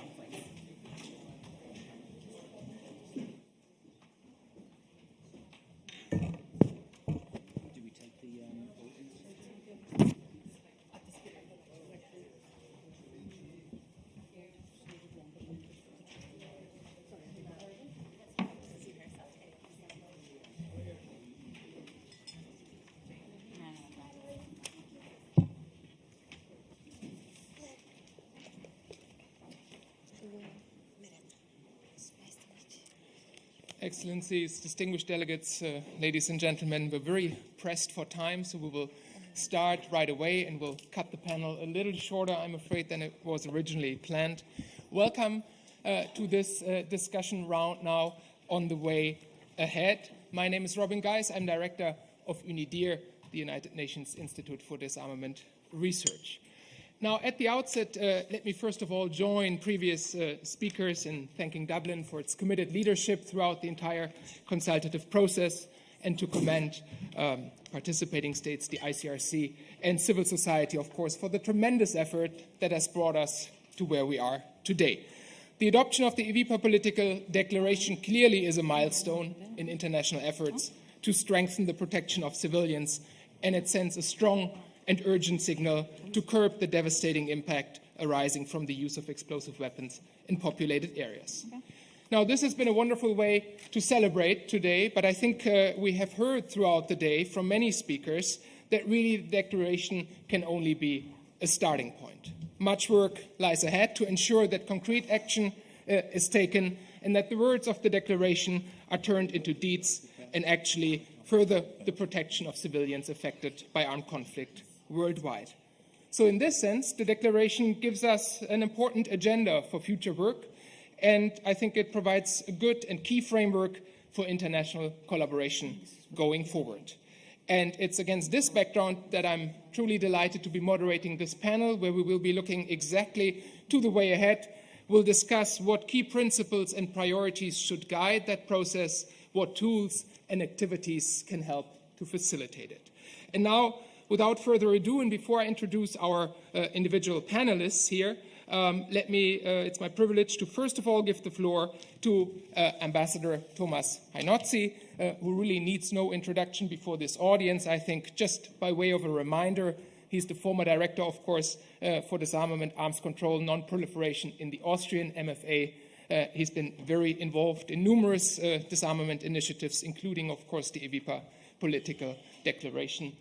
And the floor is yours, please. Thank you so much, Robin. And it's so nice to see so many friends and colleagues here at this very festive and great occasion. And when we chart out the way ahead, it might be helpful to look briefly back at our common journey that has brought us here, and then to try to draw some conclusions. And we remember perhaps that the UN Secretary General since 2009 has raised concern about the humanitarian impact of EVIPA, and then in 2012 he proposed that states should take a commitment and refined this then to the political declaration in 2015. And such a political declaration, of course, is not falling from the sky. It's a lot of hard work. And what it takes, that's a coalition of committed states, of UN OCHA in that case, the UN, ICRC, and certainly civil society. And I think we had been very fortunate that in 2011 INEW was created, and it is really a very broad coalition of NGOs. And for us diplomats, it's important to have one interlocutor in civil society and not a cacophony of voices. So my country, Austria, has as a priority the protection of civilians. So it was quite natural that in 2015, when I was ambassador in Geneva, I invited colleagues from like-minded countries, Chile, Costa Rica, Ireland, of course, Lebanon, Mexico, Mozambique, New Zealand, Norway, the Philippines, Senegal, Switzerland, and of course then the ICRC, UNOCHA, and NGO to form a core group, and we were joined later on by Germany. And the purpose was certainly, first of all, awareness raising, and there were a number of expert meetings. There were so many side events at all different venues, from the UN General Assembly, ECOSOC, Human Rights Council, Humanitarian Summit, and so on and so on. And on the other hand, of course, you have to build a political process in order to get to a political declaration. Milestones were 2017 in Maputo, an African regional meeting was organized by Mozambique, and then in 2018 for the Latin American and Caribbean region by Chile, with very good communiques at the end. And Ireland already in 2018 spearheaded the issue with a joint statement given in the first committee of the UN General Assembly, in that year supported by 50 states, the year thereafter already 71. So when we felt that there's now broad traction for the issue, Austria invited to the first global conference held in Vienna in 2019, the Vienna Conference on Protecting Civilians in Urban Warfare, and participants from 133 states came, and the final session was obviously on the political declaration, and it became very clear that there's a broad support for starting the elaboration of this political declaration, which so ably was chaired by Ireland in the person of my colleague, Michael, sitting here, Michael Gaffey, and that has brought us certainly here. So what kind of conclusions can we draw from this process? First of all, I think we have created together quite a big community, and this community is important now for the implementation of our political declaration. So certainly I think we should strongly condemn any violations of international humanitarian law regarding our issue, wherever it is. And we have heard, of course, very blatantly today in Ukraine by the Russian armed forces. I think it's important for the credibility, and we should never lose sight of the fact that also those states who have not signed are bound by international humanitarian law. So they also are under obligations. Then we ourselves certainly have to implement every letter in the political declaration. We have signed up to this, and we cannot take away because we wanted to sign up to this. So we have to review perhaps a little bit our military doctrines, regulations. And there's also the other side that we should try with courses for military officers from other countries and so on to provide training, to provide our own experiences, share them with others. And then the point, of course, is that we try to mobilize more countries to sign up. And that's also, I think, one of our tasks as states that are signing up to this. And in this process of the implementation, regional organizations can play a very vital role. For example, the African Union has already discussed this issue over the last years. And here, well, we are in Europe, I think EU and NATO can play a vital role in implementing these objectives that we share. Then the other point perhaps is this issue is an issue that goes beyond just a particular sector of our administrations. Of course, the armed forces are very important, but it's only part of it. It's the mainstreaming, both at home and abroad. There are communities like certainly the Foreign Affairs community, development, humanitarian, legal, and we have to try to bring them all in, because only then the result will be a rich one. And that same holds true on the international level. I think we should try to bring this issue up not only when we purely concentrate on the VPAS like here, but in all different settings where it plays a role. So mainstreaming is important. And for this, of course, we will need a continuation of this cooperation between states, the UN, ICRC, and NGOs. Victim assistance should not be forgotten. It's very important. It's important also for our credibility.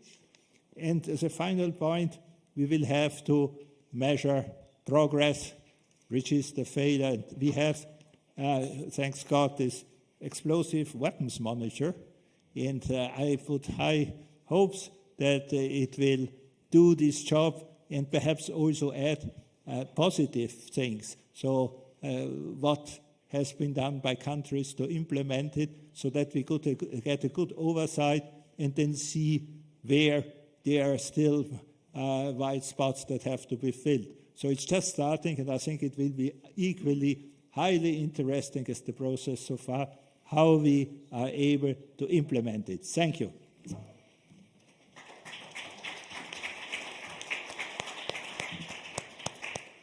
Thomas, thank you for this bird's eye perspective on the process, and a wonderful scene setter for our panel that's now going to start. Without any further ado, I'll very, very briefly introduce our panelists here this afternoon. With us is His Excellency Professor David Francis, Minister of Foreign Affairs and International Cooperation of the Republic of Sierra Leone.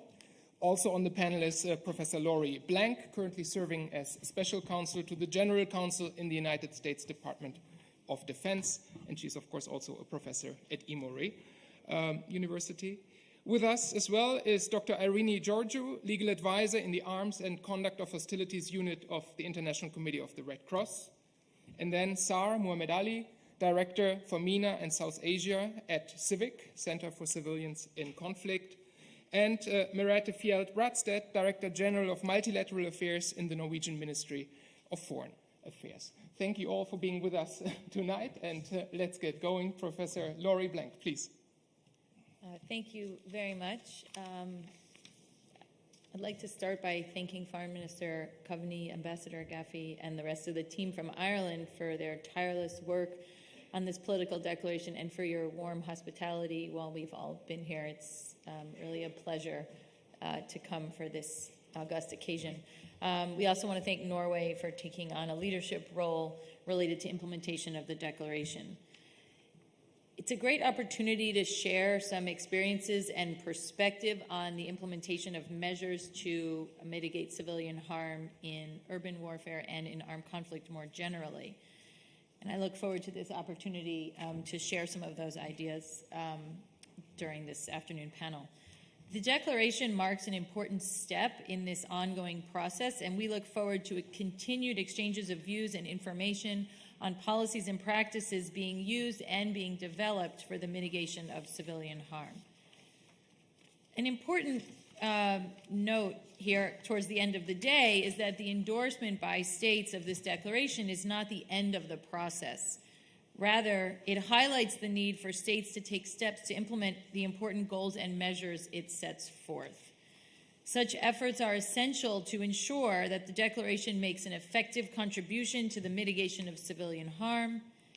And in particular, we encourage holding regular meetings and other means for sharing good practices and policies in civilian risk mitigation, and the importance of all states taking domestic steps to put policies in place in this regard. So we support and we look forward to facilitating the exchange of views through multiple mechanisms. Regular meetings, whether annual or otherwise, for states to share good practices. These can include military-to-military specific exchanges, broader sessions, and here the participation of IHL practitioners, particularly military and legal experts, is strongly encouraged to ensure a focus on practical issues of IHL implementation and to avoid political and ideological controversies and to stay focused on the issue of mitigation of harm. Exchanges with respect to training and exercises also play an important role in the sharing of practices and other information.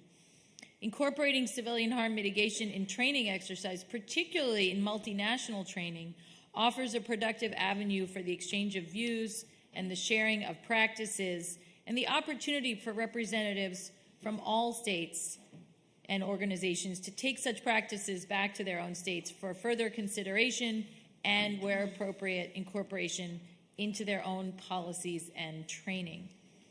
We also strongly support efforts by all states to take steps domestically to put policies in place to promote and enhance civilian harm mitigation in military operations.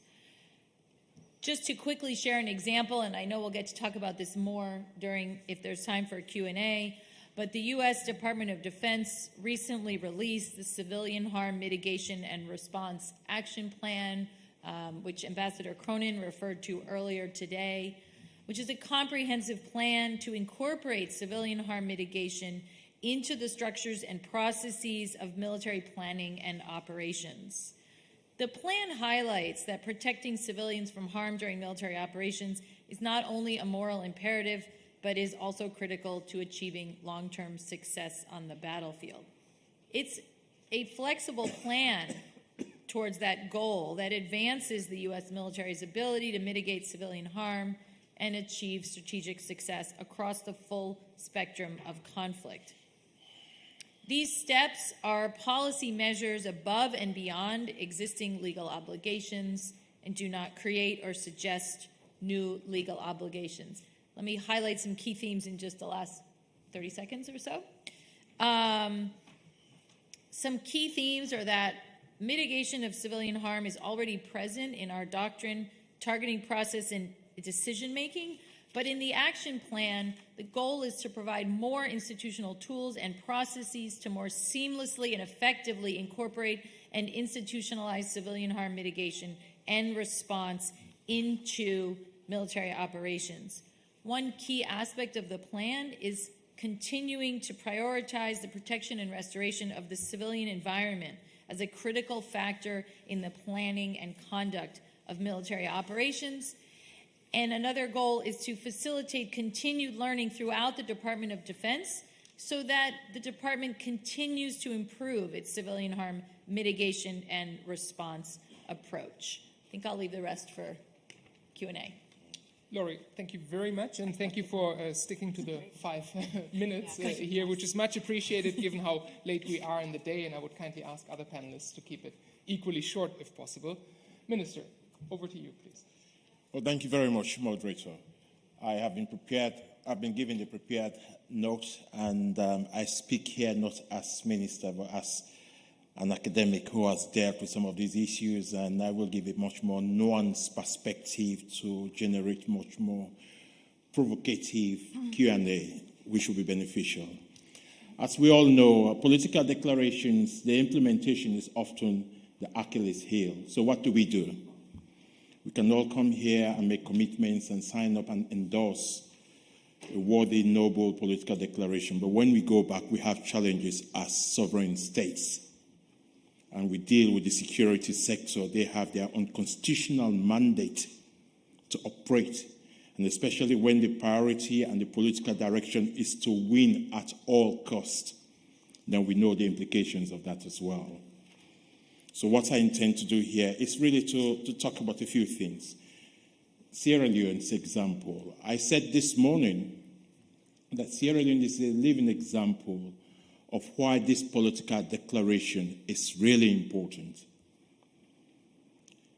In the sense that Sierra Leone's bloody civil war and how it was characterized and presented and how it ended through multilateral cooperation and partnership with the UN and other key stakeholders has now converted Sierra Leone from the end of the bloody civil war into a successful case of post-war peace building and state reconstruction, to the extent that the country itself has been able to hold 5 successful democratic elections, including 2 transfer of power from incumbent governments to opposition political parties, something that is rare in Africa. And more recently, the government has abolished the death penalty after 223 years, and repealed the criminal libel law, so that we don't have political prisoners and journalists in prison. And just 3 days ago, the Parliament has legislated the Gender Equality and Women Empowerment Bill, presenting very much a liberal progressive governance. But all of these have built on what we did in protecting the victims of the use of explosive weapons in the conduct of war. As a government, we launched a program called Reparation Program for National Commission for Social Action, whereby 33,000 victims, including amputees, victims, and survivors of sexual violence, severely wounded, war-wounded, orphans, etc., benefited from this program. Because that is the most important aspect. What happens to people in terms of existential necessities and survival mode after the very serious consequences of explosive weapons and the conduct of war. And in our own case, it claimed the life of more than 50,000 people. And that was serious. But also what we have done is to launch a very successful program of disarmament, demobilization, reintegration, and rehabilitation of combatants and non-combatants, including child soldiers. And these child soldiers are often the instruments of violence used in this type of volatile, complex political emergencies. So this is what we've done. But we've also used our presidency of the Arms Trade Treaty to promote a program for the universal adoption of the Arms Trade Treaty. As a small country, we have gone through the experience of the devastation of small arms and light weapons. So when we assumed the leadership last year of the 6th presidency of state parties of the Arms Trade Treaty, we used effectively to do two things. Firstly, to encourage African member states who have not signed up to the Arms Trade Treaty, in particular the West African sub-region, to sign up to the Arms Trade Treaty. And they did. That was the Gambia. So now, through the presidency of Sierra Leone for the Arms Trade Treaty, we are able to bring all the West African member states to sign up to it. That is important. The second aspect, we led a proactive campaign for the universal adoption of the Arms Trade Treaty by all member states. So as a small country that has been recipient of UN peacekeeping, now provider of UN peacekeeping forces deployment in other parts, that is really positive. But also we have engaged the military and security sector, and this is what is important here. And this is a proposal I want to put for consideration by the Overseas Development Ministry, and in particular the Ministry of Foreign Affairs of the Republic of Ireland. What we have learned from our own context in the post-conflict situation in Sierra Leone is that you have to consistently engage with the military and security agencies through the process of security sector reform. But how do you ensure that those who go through this reform process do not come back and involve in gross violations of human rights, summary executions, etc., etc.? That has been a challenge. We launched a program of education and training in international humanitarian law and protection of human rights and fundamental freedoms for the military and security sector. One of the things we rapidly learned was that some of the military and security sector agencies and men and women have no idea about the conduct or the laws relating to the conduct of war, and in particular the protection of civilians. So what happens when you give them arms and also explosive weapons? They were completely oblivious of the basic tenets of international humanitarian law. So we rolled that out for our own military. So we have now moved from security sector reform to security sector governance. And I want to make a proposal here.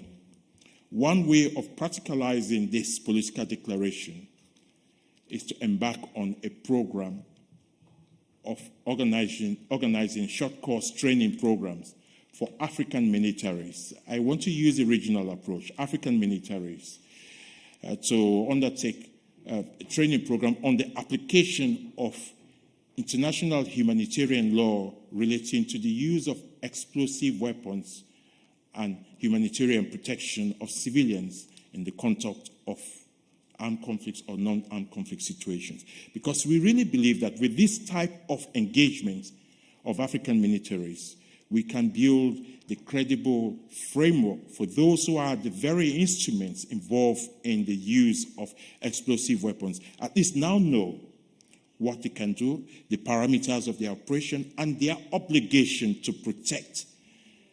I leave it for now at this stage, and hopefully during Q&A we can engage more of the issues. I thank you.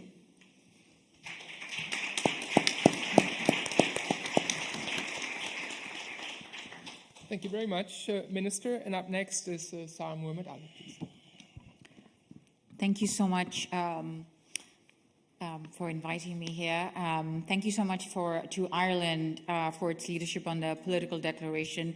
And Thomas, thank you, of course, to Austria and Austria's leadership in bringing us here as well, to both in 2019 and then going forward. And it's a pleasure to be here with my co-panelists.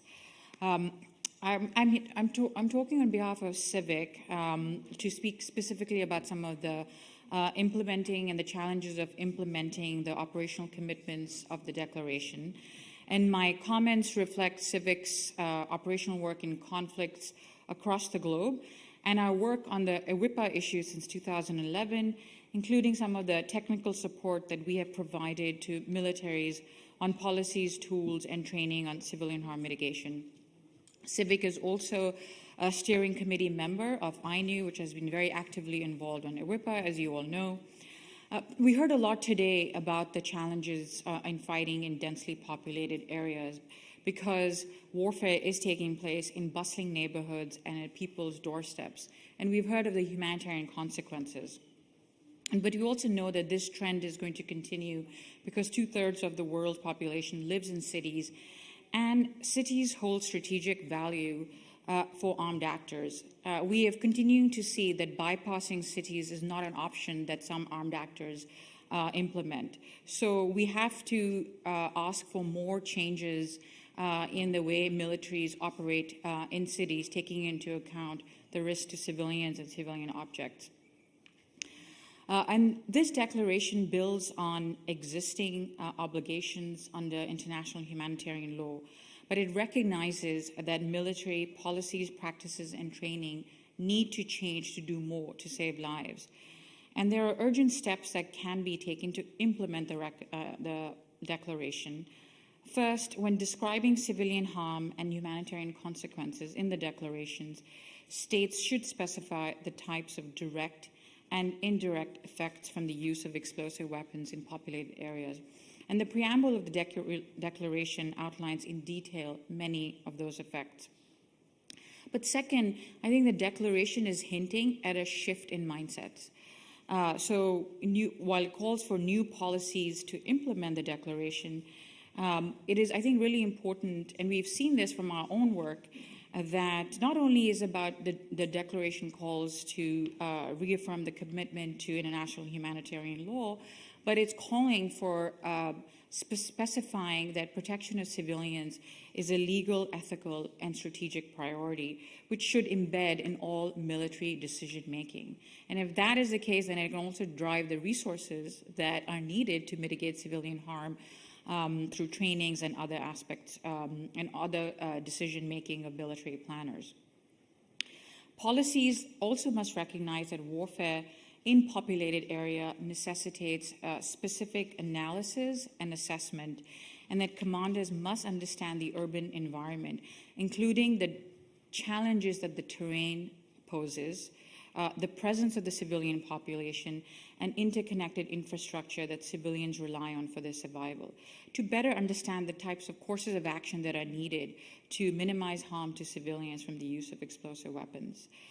In particular, the declaration requires states to impose limits on the use of explosive weapons in populated areas, and these can be enacted by restricting or refraining from using unguided munitions in populated areas, or to limit the wide area effects of weapons to ensure that the effects are focused on the military target. Third, targeting policies and practices need to be overhauled to sufficiently take into account into the planning process both the direct and indirect consequences of urban operations on civilians and civilian objects. And there are a number of things that military planners can do. I mean, one of the things that many of us have been recommending also is to better understand the effects, is to consult subject matter experts such as urban planners, civil water and sanitation engineers, public health experts, and civil society to inform direct and indirect effects of munition usage and the dangers posed by secondary explosions. The declaration also recommends undertaking battle damage assessments that integrate impact on civilian and civilian objects. And in order to see the broader patterns of harm, recommends creating civilian harm tracking cells. And we have seen that such cells, when they're used effectively and they're properly resourced, can track the impact of military operations in order to understand and identify lessons and mistakes to inform operational changes, policies, trainings, and practices to minimize civilian harm. Fourth, the declaration calls for current trainings to be adapted to the realities of urban warfare. And again, I've seen it from my own experience visiting various training centers across the world. Most militaries are not trained for urban operations. It's therefore essential for those involved in the planning, decision, and execution of attacks to understand the challenges of operations in populated areas by undertaking immersive or virtual reality training that replicates urban areas, where civilians and infrastructure are key factors in determining area effects of explosive weapons and thus enabling awareness on the limitations applicable to their use are known, understood by soldiers. The declaration, and I know it's been mentioned a few times, does recognize that some states have enacted policies that are on limiting the use of explosive weapons, but urges that more needs to be done to improve such policies and practices and to share good practices. And we're very heartened to hear that sharing good practices is a key theme that came out during today's comments from states, because the needs are vast and most militaries don't know what these good practices can be and how you adapt these good practices to the different type of operations we are seeing currently, from counterterrorism, counterinsurgency to large-scale combat operations. And I think the declaration again stresses the need to commit to comprehensive changes to policies and practices to reverse the trend where civilians are bearing the brunt of harm from the use of explosive weapons.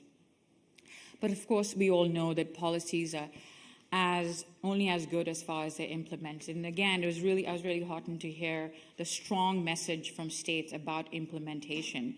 But again, that takes a lot of political will and leadership, which are essential to see the commitments in the declaration being turned into actionable steps to strengthen civilian protection. And again, I was very pleased to hear that this sort of collaborative approach, this very inclusive approach that Ireland has led to finalizing the declaration, and how the declaration also calls on this inclusive approach with getting the perspective of states and international organizations, civil society, and humanitarian actors to continue to address the urgency of the situation and see how states are implementing the commitments of the declaration. So it's really great to hear this very positive sort of approach to that, and we hope that that sort of continues as this declaration is implemented. And I look forward to the questions. Thank you. Saad Mohammed Ali, thank you very much. And up next is Irene Georgiou from the ICRC. And again, forgive me for going at a high pace here, but we've been asked to really stick to time. So Irene, over to you, please. Thank you very much, Robin. And I know it's late in the day, and I appreciate all of you who are still with us, so I will be brief. We heard a lot today about how the political declaration strengthens international humanitarian law and complements it, and I would like to unpack this in a few minutes. So indeed, the declaration is meant to facilitate respect for international humanitarian law, but also to do more than that. And first, it's important to know that, and to reiterate, as many have already said, international humanitarian law does not prohibit the use of explosive weapons in populated areas, but regulates it in a strict manner. They can be used, but only in accordance with the rules on distinction, proportionality, and precautions. The problem is that in densely populated areas where civilians and civilian objects are close to the military objectives that are targeted, using weapons that have effects well beyond the target very often will violate the rules on distinction and proportionality. So it is theoretically possible to use heavy explosive weapons in such environments in compliance with the law, but in practice, this is very difficult. And a main challenge refers to using inaccurate weapons, weapons that do not land on the intended target. They put at risk areas up to hundreds of meters away from their targets. And this is very difficult to do in compliance with the prohibition of indiscriminate attacks under IHL. Also, the large scale of indirect effects, we heard a lot about these earlier, or reverberating effects that these weapons have, also make it very difficult to use them in accordance with proportionality.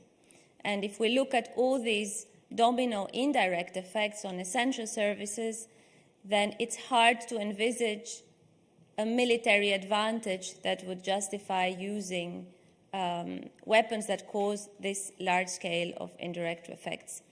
So this means that we do need to strengthen compliance with international humanitarian law. This is essential, and one way of doing it is through policy and good practices, such as the ones stipulated by this political declaration.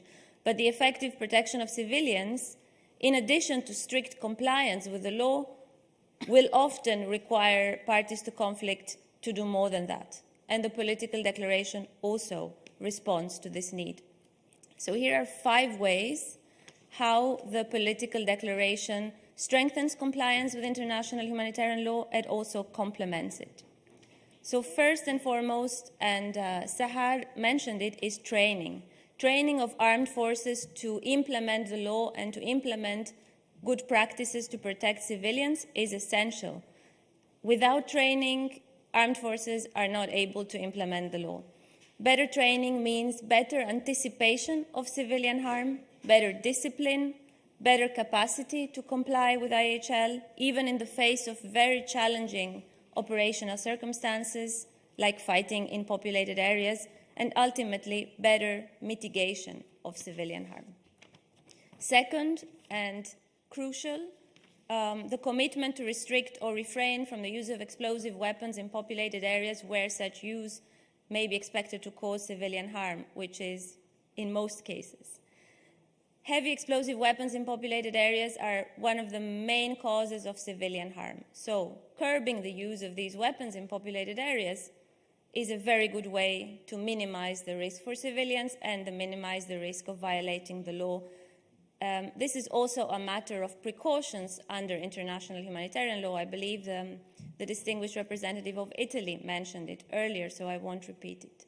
Number 3, taking into account the reasonably foreseeable indirect effects. This is insufficiently done by militaries today. However, it is a legal requirement under international humanitarian law and the principle of proportionality. And we were very pleased to see a specific commitment to this effect in the declaration, but also a commitment to collect and share data on the effects of these weapons, which can also contribute. Conflict parties must do everything they can to anticipate the effects of their attacks. The more is known about the effects of weapons and the civilian harm they cause, the more data is collected, the more these effects in the future will become foreseeable, and the more feasible it will be to avoid or at least mitigate them. Number 4, states commit to promote respect for IHL and the commitments in this declaration among other states and non-state armed groups. And as our president said this morning, all states have an interest, but also a legal duty to uphold and ensure respect of international humanitarian law, and endorsing the political declaration is a way of doing so. And 5th and last point, states commit to also promote this new standard of behavior, this policy standard of behavior among partners in partnered military operations, and ensuring that military partners and their supported parties to armed conflict are held to the same standard, the same policy standards of the declaration can largely contribute to better IHL implementation and compliance and better respect for international humanitarian law. So these are only 5 of the ways that we see this declaration contributing to better compliance and better protection of civilians. This is where its added value lies. So we very much, in the International Committee of the Red Cross, we very much look forward to keep working with states in the process of implementing this declaration, on identifying practical measures, good practices to put these commitments into action. And we've published earlier this year a big report with concrete recommendations to this effect, which all of you or most of you should have on your desks by now. And so we encourage you to also consult this report, and we hope it will prove helpful when states start meeting as a follow-up to this important declaration to discuss its concrete implementation. Thank you. Irene Giorgio, thank you very much. And now I would like to hand it over to Merete Bradstedt from the Norwegian Ministry of Foreign Affairs.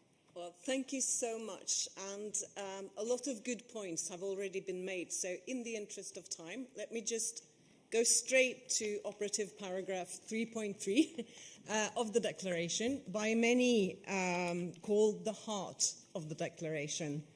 The commitment to adopt and to implement policies and practices to avoid civilian harm from the use of explosive weapons in populated areas. The declaration, in fact, impels us to devise means and methods to curb the use of explosive weapons in populated areas. And as we all know, this paragraph was perhaps the most debated paragraph during the negotiations. But a balance has been achieved between ensuring protection of civilians and an effective defense strategy in guidelines and policies. Now, I think that the declaration itself points to some of the steps needed for its implementation, and they have been mentioned: to collect data both on direct and indirect effects, to exchange expertise and to share best practices, and may I add, failures, to train, to educate, to assist. We need cooperation amongst armed forces, and states need the cooperation with UN, with the ICRC, with civil society organization. And let me just pause and give a huge thank you to civil society organizations for the role they played during the negotiations. Please continue to be our partners and watchdogs and remind us to do better. The declaration gives us a platform for a dialogue and for follow-up. And we look forward to working with everybody and continued partnership with you all. And we would be honored to host a follow-up meeting to take stock, likely in 2024. If we look at the declaration, paragraph 4.7 commits us to meet regularly, to push forward the implementation of the commitments, and further to meet in a collaborative spirit and to include a broad range of stakeholders. So that's what we are looking forward to work on in the coming years. Thank you. Thank you.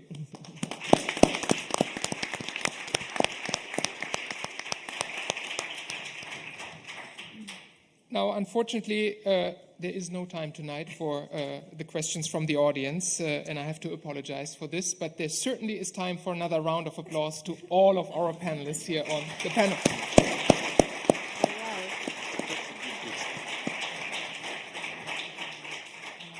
Thank you also very much for your attention, and I now hand it back to Ambassador Gaffney, please.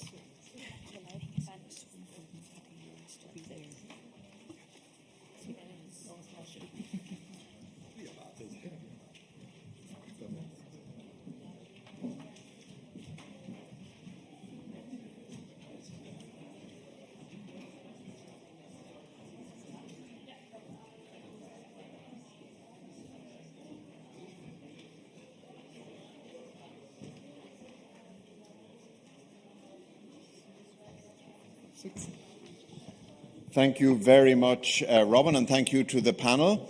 We'll now proceed with the remaining statements from civil society and the UN.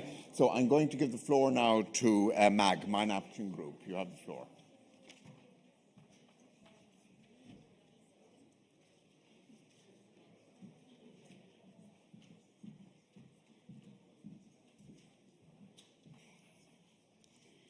Chair, Excellencies, ladies and gentlemen, allow me to begin by congratulating Ireland, as many have before me, for their commitment and leadership in steering this political process to where it is today. As a member of the International Network on Explosive Weapons, MAG aligns itself with the INEW statement and would like to add some remarks in our organizational capacity. We are pleased to have contributed to the consultations on this political declaration as one of the world's leading humanitarian mine action organizations, and it is a privilege to be here today in Dublin to mark its adoption. As someone who has survived bombing in my own country, the long-lasting impact of explosive weapons is all too familiar. And there is no question that when explosive weapons, especially those with wide area effects, are used in populated areas, there is an unacceptable risk to civilians.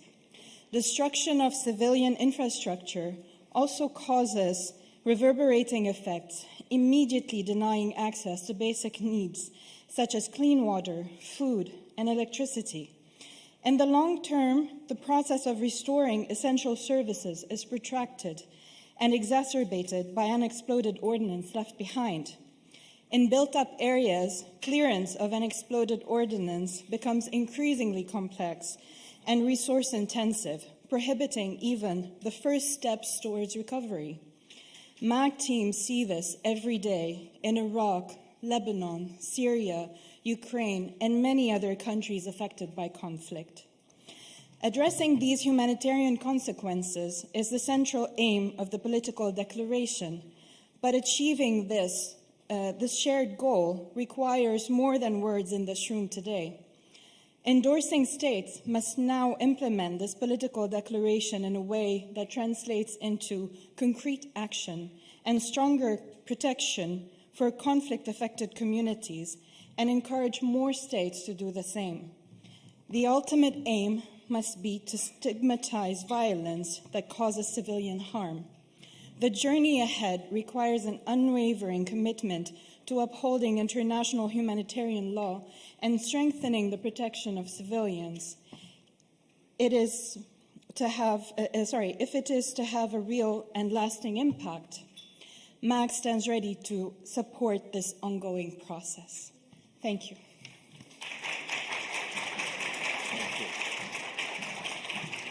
Thank you very much, and we give the floor now to Humanity and Inclusion.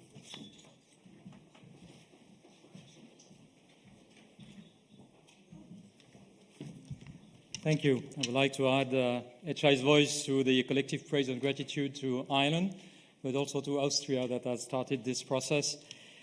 Dear Excellencies, delegates on civil society, in the name of Humanitarian Inclusion, I would like to express what an immense pride in participating in this event tonight. It's an impressive and inspiring outcome to a process marked by a series of milestones, some of which I would like to mention because it has been significant and it has lasted for 11 years. Not only 3 years of negotiation of the declaration, but 11 years of support from the civil society and strong push. In addition to the mobilization of members of parliament that we've seen earlier today, we have also supported the Maputo and Santiago conferences that Mr. Anochi has mentioned in his intervention, where 42 states actually were mobilized and boldly expressed their commitments to engage towards a new international text on this issue. Since HI was founded 40 years ago in the border between Thailand and Cambodia, our organization has constantly advocated for greater protection of civilians affected by conflicts. We have long fought against unjust and indiscriminate weapons such as landmine and cluster munitions. As we celebrate this new text on the use of a WIPA today, it is striking and very fitting that we do so on the occasion of the 25th anniversary of the Ottawa Treaty. In all these campaigns, we have striven tirelessly to promote the fact that the primary concern of all should be the children, men and women, affected by conflict. We have heard the invitation of Norway to meet in 2024, maybe. Obviously, we will have further meetings to assess the progress towards the implementation of a political declaration. We will be there, and we are determined to contribute our part in bringing this declaration to life, in particular on the humanitarian and victim assistance commitments. I'm calling on all the signatories to this new political declaration to place the impact on people at the core of their concern when working on its implementation. We have our commitments, and now we need to act. The urgency couldn't be higher. This was the meaning conveyed this morning by the ceremony of the unknown civilian that we held just in the garden with our friends from INEW, where we were glad to invite states, the UN, the ICRC, and civil society partners to share in the commemoration. I can tell you that all our 5,000 HI employees all around the world are joining me in this moment of hope and celebration. Thank you.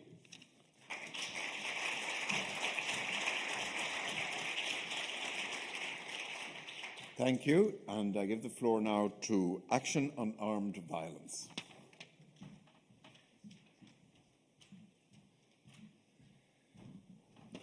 Thank you, Your Excellency. Ladies and gentlemen, Action on Armed Violence is a founding member of the International Network on Explosive Weapons and is very pleased to witness this signing. I think pleased is a British understatement. For over a decade, AOAV has, on a daily basis, looked at global English language media reports to chart the use of explosive weapons worldwide. And in 13 years, our monitors recorded explosive violence incidents in some 129 countries and territories around the world. Of note, of those 80 countries whose signatures are present today, 57 have witnessed explosive violence incidents in their own territories. Over 2/3 of that violence was present in populated areas. Globally, since AOAV started recording harm in 2010, we've captured at least 92,000 civilians killed and 178,000 injured from explosive violence in populated areas. But this is an under-recording. Many, countless deaths and injuries are never reported upon. But at AOAV, we set out to recognise patterns of harm, and in so doing found that year in and year out, one salient fact emerged, and it's a fact that I think everyone here has heard, that when explosive weapons were used in populated areas, over 90% of those killed or injured were civilians. This was in 2011, 12, 13, 14, 15, etc. It could be that in 2022, with Ukraine, that terrible ratio may get even worse. There, 98% of people reported killed or injured by explosive weapons in towns and cities as civilians. 98%. So as INEW has noted, this declaration is but a milestone, not the end. We hope states will commit themselves not just to refrain from using the explosive weapons in populated areas, but also ensure that data on civilian harm from any such tragedies is promptly and publicly recorded and recognised. In short, we hope everyone will stop bombing cities. Thanks.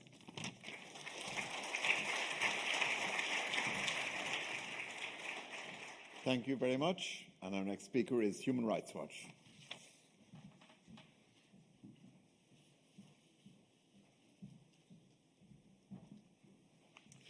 Thank you, Ambassador Gaffey. To begin with, we wish to express our gratitude to Ireland for its skillful leadership throughout this process and to Austria for initiating international discussions of the topic in 2019. The political declaration on the use of explosive weapons in populated areas is a major milestone for humanitarian disarmament. While the declaration calls for better compliance with international humanitarian law, it does much more. It commits endorsing states to take additional steps to advance humanitarian ends, notably strengthening the protection of civilians and addressing humanitarian consequences from armed conflict. Having about 80 states, I believe it's 80 states, endorse this declaration is a moment to celebrate, but it also marks the beginning of a new phase. States, international organizations, and civil society groups must now work in partnership to universalize, interpret, and implement the declaration. To prevent the humanitarian consequences of the use of explosive weapons in populated areas, states should understand their commitments in line with the declaration's purpose to maximize civilian protection. In particular, they should commit to refrain from the use of explosive weapons with wide area effects in populated areas and restrict the use of all other explosive weapons in populated areas. In addition, states should make clear that they will take into account the well-documented direct and indirect effects of the use of explosive weapons in populated areas when planning and executing attacks. Addressing the humanitarian consequences of the use of explosive weapons demands robust victim assistance measures. Assistance should be provided to affected individuals, families, and communities and take a variety of forms. It should be integrated, inclusive, and gender-sensitive. States should also make clear that they would collect and share operational data about weapons and targets, as well as information about the range of effects of explosive weapons. They should work to ensure that data collection and sharing is feasible and presume that it is appropriate unless it risks further harm. Finally, states should live up to their commitment to engage in follow-up work on the declaration, including through regular meetings. And we welcome the announcement about the next regular meeting. Maintaining the inclusiveness that has characterized this process to date will add to the value to the discussions. So congratulations on this humanitarian achievement. We look forward to working with you to realizing its potential. Thank you.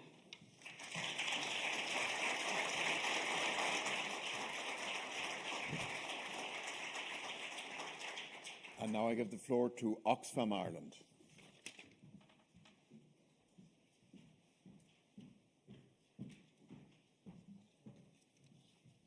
Good afternoon, everyone. As the only Irish-based member of the International Network on Explosive Weapons, I'm deeply proud of the role that the Irish government has played in negotiating this declaration. And I'd like to pay special tribute to our friend and ally, Michael Gaffey, and all the team at the Department of Foreign Affairs who have worked so hard and been so focused on this and bring us to this day. Oxfam has a long history of campaigning to reduce the harm to civilians due to war and conflict. In 2003, Oxfam was one of the founders of the Control Arms campaign, which helped lead to the Arms Trade Treaty over a decade later. We are present in many conflict areas affected by the use of explosive weapons in populated areas. We've seen firsthand how conflict makes achieving the Sustainable Development Goals almost impossible, something that is doubly so where civilian infrastructure has been destroyed by explosive weapons. It is increasingly recognised that the use of explosive weapons in populated areas is completely incompatible with the need to assure protection of civilians. Intense bombing of urban areas puts civilians at risk, even when the military forces are unaware of the civilians being present. The declaration is welcome as providing clarification and stronger definitions of the Geneva Conventions, IHL, and international human rights law, which are needed to prevent immediate harm to civilians. The use of AWIPA causes destruction of infrastructure vital to the civilian population, including water and sanitation, housing, schools and hospitals, resulting in a pattern of wider long-term suffering. It drives displacement of civilians on a far greater scale than any other form of combat and prolongs that displacement as return to a town or city is much harder due to the destruction of vital services. Oxfam has observed that the use of explosive weapons has a gendered impact, affecting men and women differently. The longer-term social, psychological and economic impacts fall most heavily on women, with serious consequences for all civilians. Research shows that women are put at greater health risk than men, especially due to lack of access to healthcare after exposure to explosive weapons use. They are more discriminated against than men if disfigured or disabled as a result of such exposure, and they're more vulnerable economically and socially than men, especially if displaced by explosive weapons use. And usually, they're less included than men in rebuilding societies and infrastructure after conflict, meaning their needs are less likely to be met. States that are party to the Arms Trade Treaty should take serious consideration of the additional damage to civilians caused by the use of AWIPA in deciding whether or not to transfer or sell bombs, artillery, shell, missiles into a conflict. Controlling the supply and use of explosive weapons is a sure way to reduce human suffering dramatically in conflict, such as Yemen, as we know. The duty to assure protection of civilians goes deeper than the need to adhere scrupulously to international humanitarian law and international human rights law. Competent parties must do all they can to avoid the use of all explosive weapons in populated areas. Today is a good day, and we again need to congratulate everybody here who has signed up to this important declaration. But it is only one day, and it is a very strong step in the right direction. But the implementation and the oversight of that implementation is what needs to happen robustly next. We as Oxfam and colleagues in INEW are very much looking forward to engaging further in this. And again, congratulations and thank you all for getting us to this point.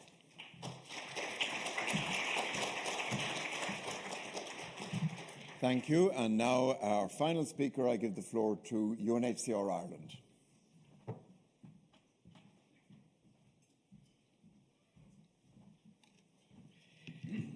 I'll be brief. You'll be happy to hear. Distinguished delegates, ladies and gentlemen. I'm grateful for the invitation to address this important meeting on the use of explosive weapons in populated areas. The world continues to witness the growing urbanization of warfare, which is having catastrophic impacts on civilian populations. 100 million people around the world are now forcibly displaced. Up to 2/3 of these are people displaced in their own countries. This means that 1 in every 78 people on Earth has been forced to flee. While forced displacement has many drivers, data collected around a range of conflicts suggests a strong relationship between the use of explosive weapons in populated areas and the mass displacement of civilians, both internally and across borders. And I think you'll agree with me, this was powerfully illustrated by the testimony of Nujeen Mustafa this morning. Therefore, the protection of civilians from the direct and indirect effects of the use of a WEPA needs to be strengthened, and the partnership between all of us, member states, international organisations, NGOs and affected communities should be further developed. A coordinated approach to supporting and advancing protection measures could contribute to the prevention of arbitrary displacement, the protection of the rights of victims, and the creation of conditions rendering the safe, voluntary, dignified, and sustainable return of IDPs and refugees possible. Today's conference and solidarity is a living example of this collective commitment under Ireland's leadership. UNHCR welcomes and encourages the widest possible endorsement by member states and implementation by all parties to armed conflict in order to try together to have the greatest impact on the protection of civilians. Thank you.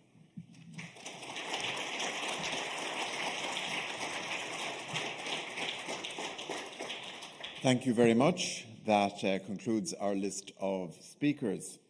Just to say, this has been a very good day, but it will only really mean anything if it leads to significant action on the protection of civilians. And that, I think, is the task that we have set ourselves today. And to deliver some concluding remarks at the end of our day, I would like to invite to the podium now Joe Hackett, the Secretary-General of the Department of Foreign Affairs.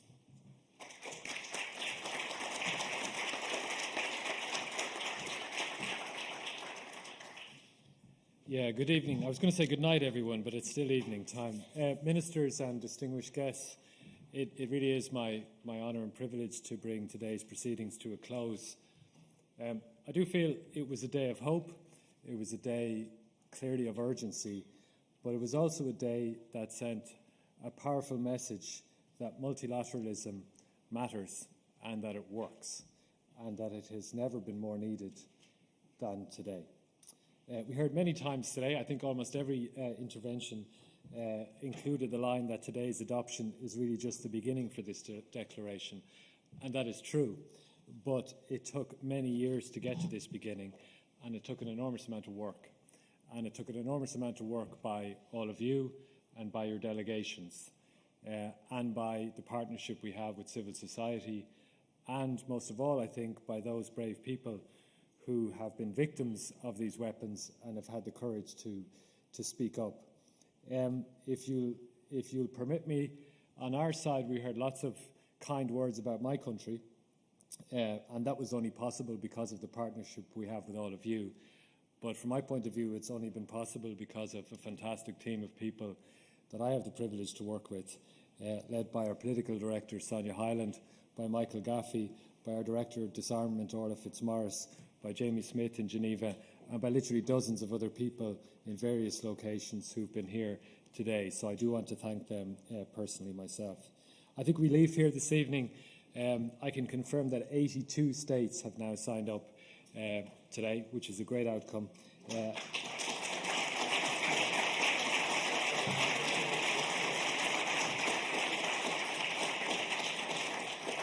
And while today is, of course, a day of hope and optimism, it is also sobering to know that these weapons are being used so often, and so many people are becoming victims of them. So this is not an academic exercise. This is as urgent as it can be. Every day we see on our phones and on our news the consequences of a WEPA, whether missiles or IEDs used by states or non-state actors. We've seen Russia's concerted targeting of vital energy infrastructure in Ukraine, and not just the death and injury that results from that, but the cold and dark winter facing Ukrainian citizens, that the impact of AWIPA is not just the immediate impact of the weapons and explosives themselves, but the consequences for infrastructure. We heard Eugene's testimony this morning relating her experiences in Syria. They brought home very clearly the grave impacts caused by AWIPA, and her story bore witness in a compelling way to why our work matters. It literally saves and changes lives. I think it was very interesting today to see that the cross-section of states that were represented here from every part of the globe. The supporters of this text do not represent a single worldview. We have lots of differences. What we do share is a commitment to the protection of civilians. And our states here today represent an incredibly diverse and global group.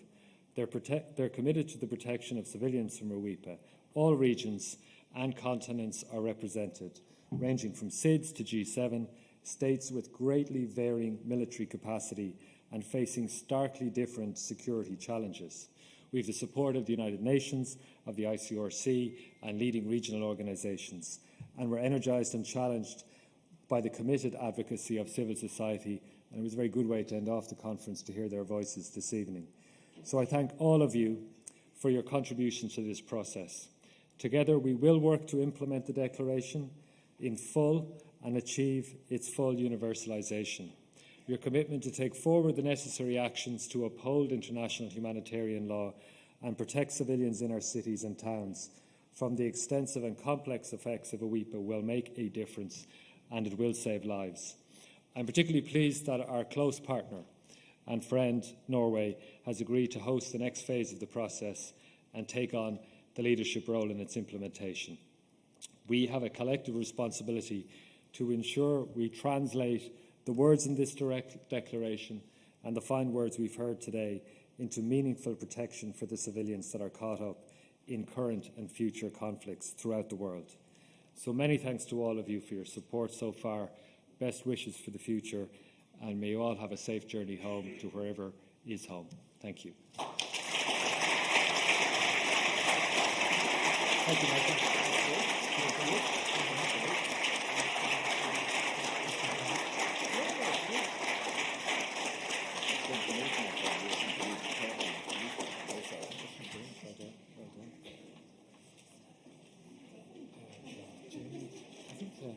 Jimmy was.